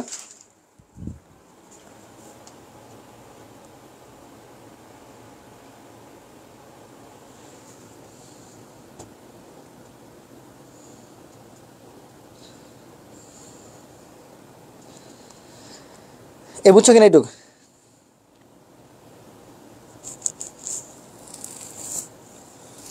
বুঝছো কিনা? আর বেশিক্ষণ না, শেষ হয়ে যাবে আমাদের। হ্যাঁ এইটুক মোটামুটি শেষ। এটা বৈশিষ্ট্য টুকটাক দেখো। শোনো, আমি যতটুকু বলছি কেউ যদি পড়তে পারো এই সহজ চ্যাপ্টারে তোমার কাছে মনে হবে যে না ভাই অনেক কিছু জানলাম নতুন করে। মায়োসিসকে 2 ভাগে ভাগ করা যায়, একটা মায়োসিস 1 একটা মায়োসিস 2। এই মায়োসিস 1 যেটা এটা হলো হ্রাসমূলক, আর মায়োসিস 2 যেটা এটাকে বলা হয় ইকুয়েশনাল বা সমীকরণিক। ঠিক আছে, কেন? এই মায়োসিস 2টাতে সেম থাকে, এটাকে বলা হয় মাইটোটিক বিভাজন। তখন কি মাইটোটিক আর মাইটোসিসের মধ্যে ঝামেলা বাজায়। মাইটোটিক কিন্তু মায়োসিস 2 আর মাইটোসিস তো অরিজিনাল মাইটোসিস। হ্যাঁ, এই এর মধ্যে আসলে 4 ভাগে ভাগ করা যায়। এর মধ্যে দেখো কোনটা বাদ গেছে। আমরা বলছিলাম যে মাইটোসিসের ক্ষেত্রে প্রোমেটাফেজটা স্বল্পস্থায়ী, আমরা বলছিলাম প্রোমেটাফেজ স্বল্পস্থায়ী বলছিলাম। তাহলে স্বল্পস্থায়ী ওখানে বলছিলাম, এই জন্য এটা থাকে না এখানে। বুঝে পড়বো। মেটাফেজ আর কি মানে আরে মাইটোসিসে 5টা ধাপ ছিল, এর মধ্যে প্রোমেটাফেজ সবচেয়ে স্বল্পস্থায়ী ছিল, এই জন্য দেখো এটা নাই এনে। তোমার মুখস্থ করার দরকার নাই যে কোনটা নাই, সবচেয়ে স্বল্পস্থায়ী ওটা নাই। আবার আরেকটা সবচেয়ে দীর্ঘস্থায়ী ছিল কোনটা, ভাই প্রোফেজ সবচেয়ে দীর্ঘস্থায়ী ছিল। তাহলে ভাই এই দীর্ঘস্থায়ী কারণে এটাকে 5 ভাগে ভাগ করা যায়। মিলাই সুন্দর করে বুঝা ফিলিংস নিয়ে পড়তে হবে। বায়োলজি একটা আর্ট, একটা ভালো একটা পিওর ম্যাথমেটিক্স। কেউ যদি সুন্দর করে ফিল করে বায়োলজি পড়ে, বায়োলজির মতো কোনো মানে সহজ কোনো সাবজেক্টই নেই, বায়োলজির মতো সহজ কোনো সাবজেক্টই নেই। কেউ যদি ভালো মতো বায়োলজি ফিল করে পড়ো, তুমি আমার ক্লাস করতে থাকো, তুমি বায়োলজির প্রেমে পড়বা। তানবীর ভাইয়ের ক্লাস করছো তুমি প্রেমে পড়বাই বায়োলজি তোমার ভালো লাগবেই। তুমি বিশ্বাস রাখো, তুমি বুকে হাত দিয়ে বিশ্বাস রাখো, আমার ক্লাস তুমি যদি পুরো ফুল করো, তোমার বিশ্বাস মানে ভালো লাগবেই তোমার। আমি তোমার মনে হবে যে বায়োলজি আসলে সুন্দর জিনিস, বায়োলজি পড়া যায়, বায়োলজি সুন্দর করে পড়া যায়, বায়োলজি সুন্দর করে পড়া যায়। ঠিক আছে, তাহলে কি বলছি, যেটা স্বল্পস্থায়ী সেটা থাকবে না, যেটা দীর্ঘস্থায়ী সেটাকে 5 ভাগে ভাগ করা যায়। এই ঠিক আছে, এই মায়োসিস 1 আসো। তাহলে মায়োসিস 1 এর সবচেয়ে গুরুত্বপূর্ণ, এর মধ্যে সবচেয়ে বড় কে, প্রোফেজ 1। এই প্রোফেজ 1কে 5 ভাগে ভাগ করা যায়, প্রোফেজ 1কে 5 ভাগে ভাগ করা যায়। এর মধ্যে 1 নাম্বার কি আছে, সর্বপ্রথম যেটা ছিল তার নাম লেপ্টোটিন। লেপ্টো মানে কি, এটা হলো চিকন একটা যদি সুতা থাকে তাকে বলা হয় লেপ্টোটিন। এটা কি 1 নাম্বার না? ওইখানে যে আমরা পড়ছিলাম প্রথমে কি ছিল, প্রোফেজ ছিল না? এখানে কি লেপ্টোটিন না? মায়োসিসের এটা বর্ণনামূলক তো এই একটাই, প্রথম তো লেপ্টোটিন। তাহলে ওইখানে যে প্রোফেজে যা ঘটছিল এই লেপ্টোটিনে তাই ঘটবে। আবার ওইখানে প্রোফেজ 1 নাম্বার ছিল, এখানে লেপ্টোটিন 1 নাম্বার, দুইজনের সেম জিনিস ঘটবে। ওইখানে কি করছিল আমার মনে করো, জল বিয়োজন ঘটে, ভাই এখানে কি ঘটবে, ভাই জল বিয়োজন ঘটবে। তানভীর ভাই সুন্দর করে দেখেছে, একটা জিনিসের জল বিয়োজন ঘটলে চিপতে থাকলে আস্তে আস্তে খাটো হয়, আস্তে আস্তে কি হয়, সংকুচিত হয়, পুরু হয়, আস্তে আস্তে কি হয়, খাটো হয়, মোটা হয়, অধিক রঞ্জন ধারণ ক্ষমতা বৃদ্ধি পায়, আস্তে আস্তে কি হয়, স্পষ্ট থেকে স্পষ্টতর হয়, দৃষ্টিগোচর হয়, স্পষ্ট থেকে স্পষ্টতর হয়, দৃষ্টিগোচর হয়। ঠিক আছে, বুঝছো কি না? ওকে,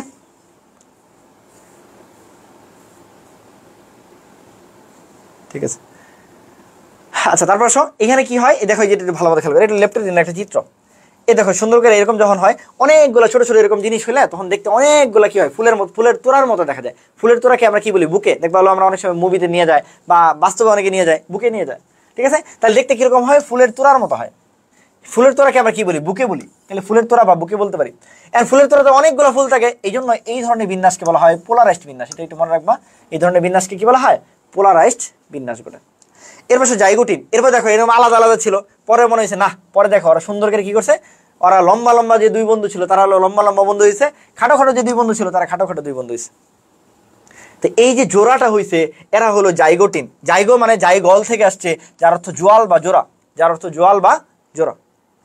ঠিক আছে, এই যে জোয়াল বা জোড়া যে হয়েছে, কয়জন হয়েছে, 2 জন হয়েছে। তা আমরা বলি যে মেডিকেলে বা বায়োলজিতে 2 মানে হলো ডাই, 2 মানে হলো বাই দ্বারাও 2, ডাই মানেও 2। যেমন রাইবোলোজ 1,5 মানে 20 মানেও 2, 20 ফসফেট।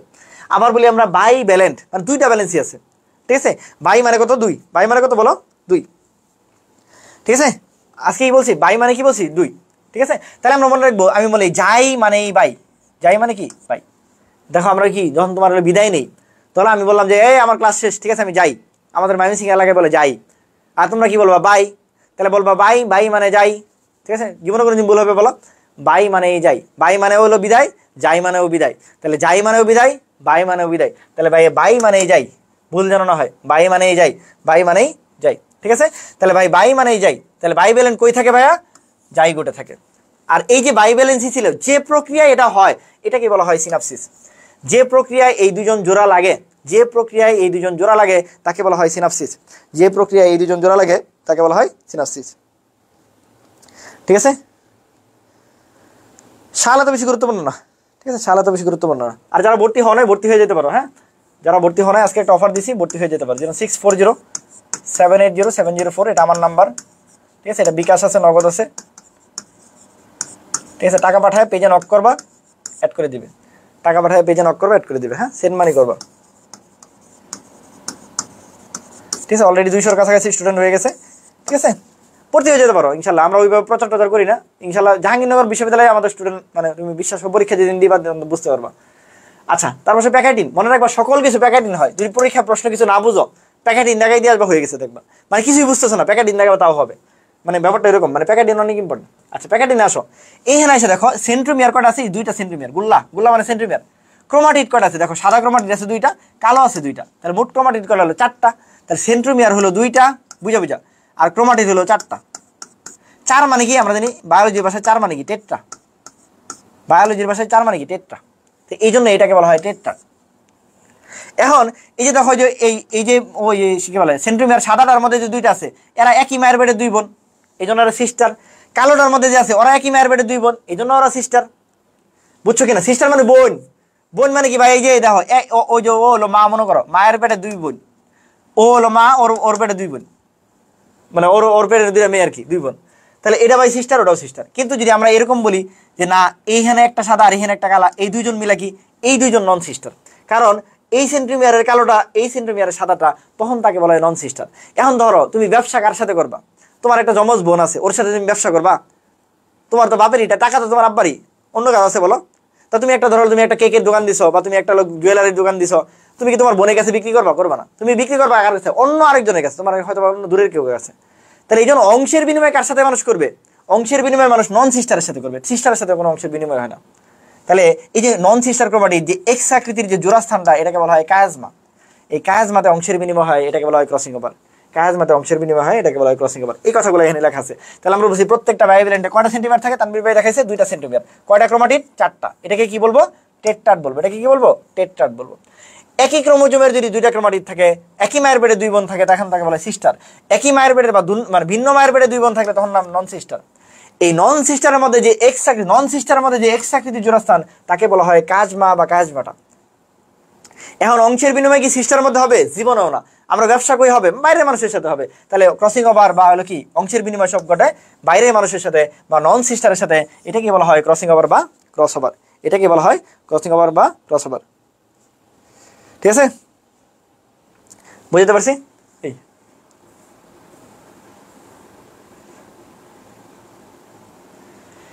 তারপর হলো ডিপ্লোটিন। ডিপ্লোটিন আসো, দেখো ডিপ্লোটিনটা ভালো মতো খেয়াল করো।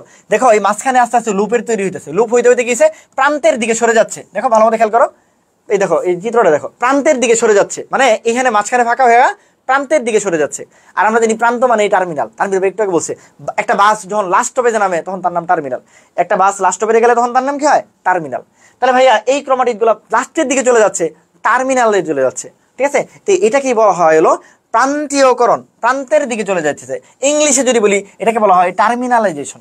কি বলছি? তাহলে 2টা কাজমা কি করে? লুপের তৈরি করে। এই লুপগুলো আস্তে আস্তে প্রান্তের দিকে সরে যাচ্ছে। এই প্রান্তের দিকে সরে গেলে তখন তাকে বলা হয় টার্মিনালাইজেশন বা প্রান্তীয়করণ। এখন তোমরা এটাও মুখস্থ করো সারাদিন, 2টা তো হলে কত হবে, একটা হলে কত হবে? ভাই মুখস্থ করার দরকারটা কি? সুন্দর করে বুঝো। ধরো তোমার বলছে কি একটা লুপ যদি হয়, হয়ে গেল একটা কাজমা যদি হয়, তুমি আমাকে বলো তো এই যে একটা দাগ যদি দাও এটা কয় ডিগ্রি বলো তো? এই একটা দাগ দিচ্ছ কয় ডিগ্রি? সবাই কমেন্ট করো। আর বলছে 2টা যদি দাগ দাও, তুমি যদি লম্বা করে এইভাবে 2টা দাগ দাও, বলো তো এটা কয় ডিগ্রি? 2টা দাগ দিছি কয় ডিগ্রি হয়েছে? একটা দাগ দিছি কয়টা ডিগ্রি হয়েছে? কমেন্ট করো, একটা দাগ দিলে কয় ডিগ্রি, 2টা দাগ দিলে কয় ডিগ্রি?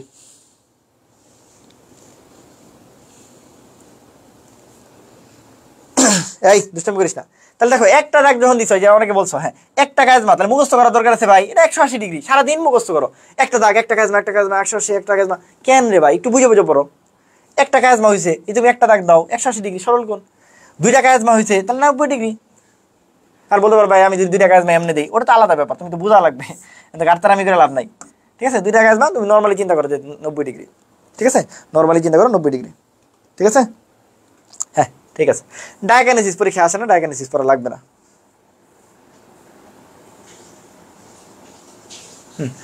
মেটাফেজ 1 আসো। মেটাফেজ 1 এর মধ্যে দেখো ওইখানে আমরা যে মেটাফেজটা পড়ছি মনে আছে কিনা? মাইটোসিসের যে মেটাফেজ পড়ছিলাম, ওইখানে কি বলছিলাম? একটা গুল্লা 2টা গুল্লা হয়, মনে আছে? একটা গুল্লা 2টা গুল্লা হয়। কিন্তু এখানে দেখো এই যে মাইটোটিক বিভাজনের যে মেটাফেজ, এখানে সেন্ট্রোমিয়ার বিভক্ত হয় না। তাহলে ওইখানে বিভক্ত ছিল, এখানে কি হয় না? বিভক্ত হয় না। খুব ইম্পর্টেন্ট এটা, তাহমিদ ভাইয়ার সময় মেডিকেলে আসছিল, তাহমিদের সময় এই লাইনটাই আসছিল। তো এই জন্য ভালো মতো পড়তে হবে, না পড়লে পারবা না। তুমি না পড়লে কি করবে না? পারবা না। এনাফেজ 1 আসো। এনাফেজে মনে রাখবা প্রত্যেকটা বাইভ্যালেন্ট একটা অবিভক্ত পূর্ণাঙ্গ ক্রোমোজোমে যখন পৌঁছে যায়, প্রত্যেকটা মেরুতে দেয়া মাতৃকোষের ক্রোমোজোম সংখ্যা তখন অর্ধেক হয়ে যায়। কোথায়? এনাফেজ 1 এ। এনাফেজ 1 এ যে অর্ধেক হয়ে যায়, তখন 2nটা যায় কি হয়? n হয়ে যায়। এটা অনেক সময় আসে পরীক্ষায়। ঠিক আছে, একদম এইভাবে এই লাইনটাই আসে। তাহলে এনাফেজ 1 এ যায় প্রত্যেকটা মেরুতে ক্রোমোজোম সংখ্যা 2n এর পরিবর্তে তখন কি হয়ে যাবে? n হয়ে যাবে। বাকি এগুলো কিছু লাগবে না। এর পাশে ইন্টারকাইনেসিস, একটু আগে বলছি ইন্টারফেজ আর ইন্টারকাইনেসিস। কাইনেসিস মানে বিভাজন, মুখস্থ করবে না। কাইনেসিস মানে বিভাজন, ইন্টার মানে মাঝামাঝি। অর্থাৎ 2টা বিভাজনের মাঝামাঝি যদি হয়, মানে কি নিউক্লিয়াসের প্রথম আর নিউক্লিয়াসের দ্বিতীয়, এই 2টা বিভাজনের মাঝখানে যে সময়টা তাকে বলা হয় ইন্টারকাইনেসিস। তাহলে কি বলছি আগে যেটা পড়াইছি ওটা হলো ইন্টারফেজ। ইন্টারফেজ মানে কি ছিল, দুইটা মাইটোসিসের মাঝখানে এম ফেজ আর এম ফেজ এর মাঝখানে যেটা ছিল ওটা হলো ইন্টারফেজ ছিল, মানে মাইটোসিস আর মাইটোসিসের মাঝখানে ছিল ইন্টারফেজ। আর এখানে মায়োসিসের মধ্যে নিউক্লিয়াসের দুইটা বিভাজনের মাঝখানে যে সময় এটাকে বলে ইন্টারকাইনেসিস। তো এটা ইন্টারফেজ, এটা ইন্টারকাইনেসিস, ঠিক আছে, ভুল যেন না হয়। এখানে কি তৈরি হবে দেখো, এই ইন্টারফেজে কি তৈরি হয় বলো, আমরা পড়ে আসছি ইন্টারফেজে কি তৈরি হয়, ডিএনএ। তাহলে কি ইন্টারকাইনেসিসে ডিএনএ হবে না ভাইয়া, তাহলে এখানে ডিএনএ হয় না। এরকম তুমি যখন মিলাই মিলাই পড়বা তখন তোমার ভুলই হবে না জীবনে। এখন তোমরা জীবনে কোনো দিন ইন্টারফেজ আর ইন্টারকাইনেসিস চিন্তাই করা পড়ো না, এই জন্য ভুল হয়। ইন্টারফেজে ডিএনএ নিয়ে আসছো, তাহলে তোমার এখানে ইন্টারকাইনেসিসে ডিএনএ থাকবে থাকবে না, তাহলে বাকিগুলো থাকবে, আরএনএ থাকবে, প্রোটিন থাকবে, শেষ। আরএনএ থাকবে, প্রোটিন থাকবে, হ্যাঁ ঠিক আছে, হ্যাঁ ঠিক আছে।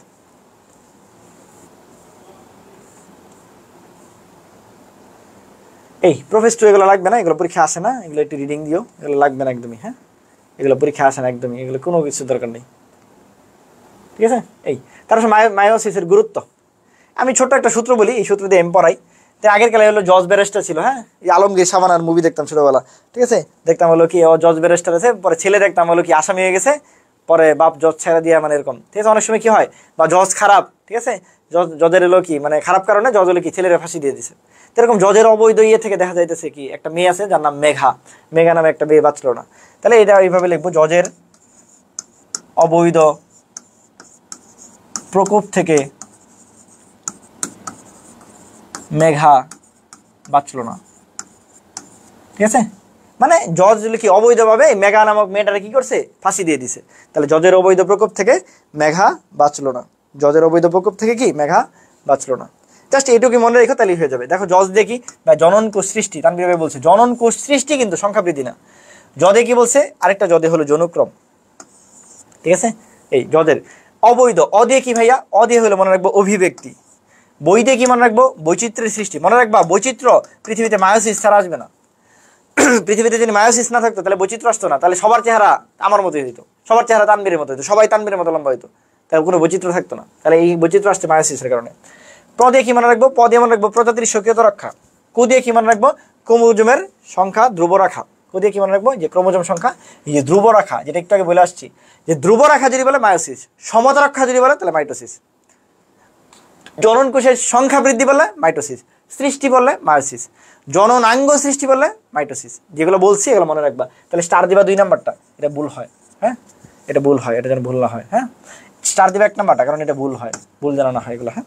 এই আচ্ছা, তারপরে মেঘা, মেধি হলো কি মেন্ডেলের সূত্র, গদে গেমেট সৃষ্টি, এই যে মেধি মেন্ডেলের সূত্র, গদে গেমেট সৃষ্টি।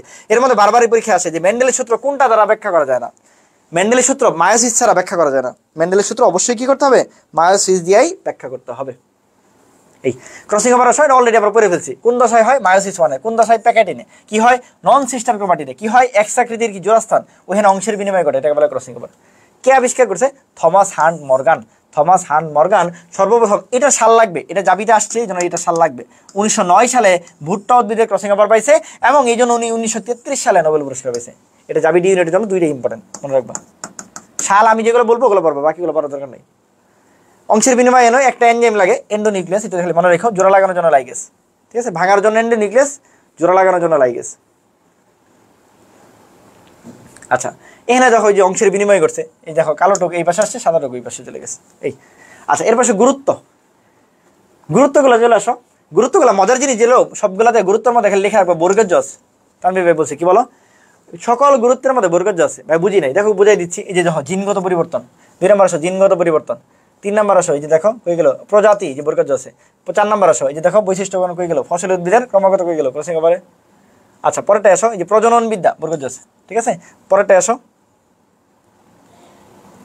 এই যে ক্রোমোজোমের জিনের বিন্যাস, যেটা জেনেটিক ম্যাপ, ঠিক আছে, এই জিনের নতুন বিন্যাস, সবগুলোতেই বর্গজ আছে মোটামুটি, ঠিক আছে, সবগুলোতেই, ঠিক আছে, জিনের রেখাকার বিন্যাস সবগুলোতে বর্গজ আছে, সবগুলো যতগুলো আছে সবগুলোতে বর্গজ থাকবে, বর্গজ থাকবেই, কোনো না কোনোভাবে বর্গজ আছে, ঠিক আছে। এর মধ্যে 6, 7, 8 এগুলো একটু বেশি ইম্পর্টেন্ট, এগুলো মনে রেখো। একটা হলো ক্রোমোজোমের ম্যাপিং, এটা অনেক ইম্পর্টেন্ট, জিনের বিন্যাস, জিনের ম্যাপ, এগুলো একটু মনে রাখবে, হ্যাঁ 6, 7, 8 এগুলো একটু মনে রেখো। তাহলে সবগুলোতে কি আছে, বর্গজ থাকবে, সব বর্গজ আছে, ঠিক আছে, বুঝছো কিনা। এই মাইটোসিস মায়োসিসের পার্থক্য, এটা মাস্ট, এটা পড়বা, যারা মেডিকেল এক্সাম দিবা তারা এটা পড়বা, মেডিকেল যারা দিতে যাচ্ছ তারা সুন্দর করে এখানে ভাগ করে করে পড়বা। কিছু জিনিস এনে এত সুন্দর করে লেখা আছে যে বাইরে কোথাও লেখা নাই, কিছু জিনিস এখানে এত সুন্দর করে লেখা আছে, যেমন বাইরে লেখা নেই। যেমন এই যে এখানে এই কথাটা দেখাই তোমাকে, এই সেন্ট্রোমিয়ার, এটা এইখান থেকে হুবহু এই লাইনটা আসছিল। বলছে যে মেটাফেজে সেন্ট্রোমিয়ার সহ ক্রোমোজোমগুলো বিভক্ত হয়, কিন্তু এখানে অবিভক্ত থাকে। এই লাইনটাই সরাসরি এই লাইনটাই মেডিকেল আসছে। এই জন্য বক্সের মধ্যে লাইন পড়বা, ইম্পর্টেন্ট বক্স, ধরো মাইটোসিস মায়োসিসের ইম্পর্টেন্ট বক্স, এটা তো ইম্পর্টেন্ট, সো এটা পড়বা, এটা বাদ দিবা না, ঠিক আছে? এটা বাদ দিবা না, আর বাকিগুলো মোটামুটি দেখলে পারবা, ঠিক আছে? এগুলো তো বেশি দরকার নাই, ঠিক আছে? যারা মেডিকেলে পরীক্ষা দিবা, আবারও বলতেছি, সেকেন্ড টাইম যারা মেডিকেল অ্যাডমিশন দিতে যাচ্ছ, সেকেন্ড টাইম যারা মেডিকেল অ্যাডমিশন দিবা, তারা অবশ্যই সকল পার্থক্য পড়বা, সকল পার্থক্য। আমি পার্থক্য সিরিজ নিছি, ওটা দেখতে পারো আমাদের ইউটিউব চ্যানেলে দেওয়া আছে। আমার ইউটিউব চ্যানেল ব্রাদার্স সাজেশনে যা দেখবা, আমাদের পার্থক্যের একটা সিরিজ নিয়েছি আমি, হ্যাঁ, পুরো বোটানির ব্রাদার্স সাজেশন, ঠিক আছে? এইবারও নিছি আমি, মনে হয় পুরো পার্থক্য, পুরো বোটানি বইয়ের যত পার্থক্য আছে। আচ্ছা, পেঁয়াজের মূলে কয়টা ক্রোমোজোম থাকে? এই যে দেখো, সবাইকে গুনো, সবাই এনে গুনবা কয়টা আছে, একটা দুইটা এরকম গুনো, সবাই গুনো, এনে কয়টা আছে, প্রত্যেকে গুনো, 100 জনের মতো আছে, 100 জনই গুনো, দেখো কয়টা আছে।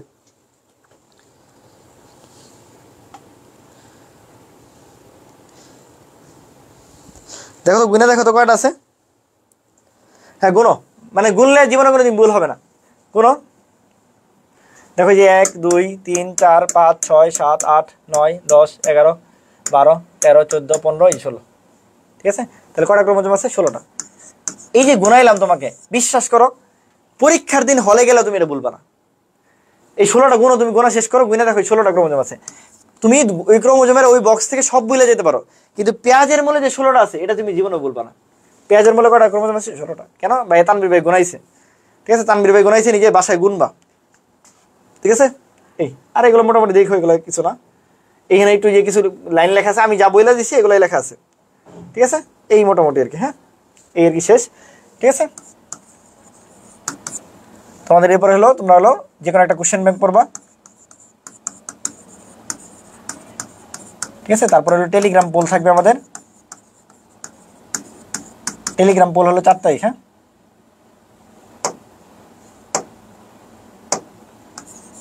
টেলিগ্রাম পোল 4 তারিখ 7টায়, হ্যাঁ, টেলিগ্রাম পোল থাকবে। আর 5 তারিখ এক্সাম।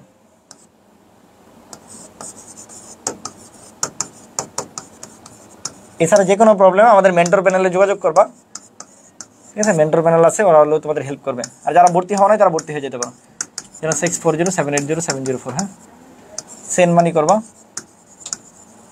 ঠিক আছে? এই ঠিক আছে, ভালো লাগছে?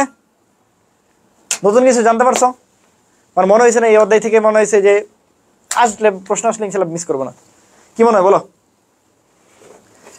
কি মনে হয়, পারবা কিনা?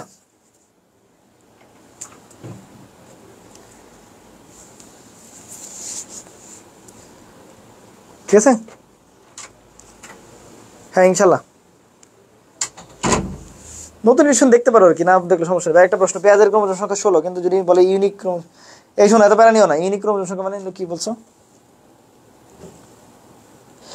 ওটা অর্ধেক হয়ে যায় আর কি। যাই হোক, ব্যাপার না, ওগুলো এত কঠিন প্রশ্ন। শোনো, তুমি চিন্তা করবা, তুমি কোচিং এর পরীক্ষা চিন্তা করো, তোমরা যেটা চিন্তা করো, তোমাদের এই চিন্তা ভাবনা চেঞ্জ করতে হবে।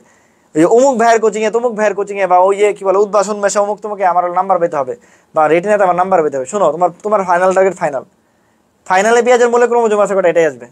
তুমি দেখো, প্রশ্ন দেখো, 20 বছরের প্রশ্ন দেখো, বাস্তবতা আসতে হবে, ঠিক আছে? পরীক্ষা ওরিয়েন্টেড পড়াশোনা করতে হবে, ঠিক আছে? ছবি তোলা জায়গা, হ্যাঁ।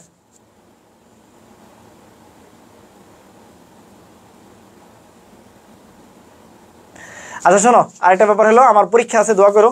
আমার 18 তারিখ থেকে 31 তারিখ পর্যন্ত পরীক্ষা আছে বিসিএস। সো আগে এই জন্য কেমিস্ট্রিগুলো আগে হবে, ঠিক আছে? আমার বায়োলজিগুলো আমি নিবো, ক্লাস আমি নিবো, এটা নেবার নেওয়ার কিছু নাই। ক্লাস আমি নিবো ইনশাল্লাহ। আমার ক্লাসগুলো পরবর্তীতে হবে আর কি, ঠিক আছে? ঠিক আছে, আল্লাহ ভরসা। ওকে, ইনশাল্লাহ ভালো থাকো সবাই, হ্যাঁ, ঠিক আছে।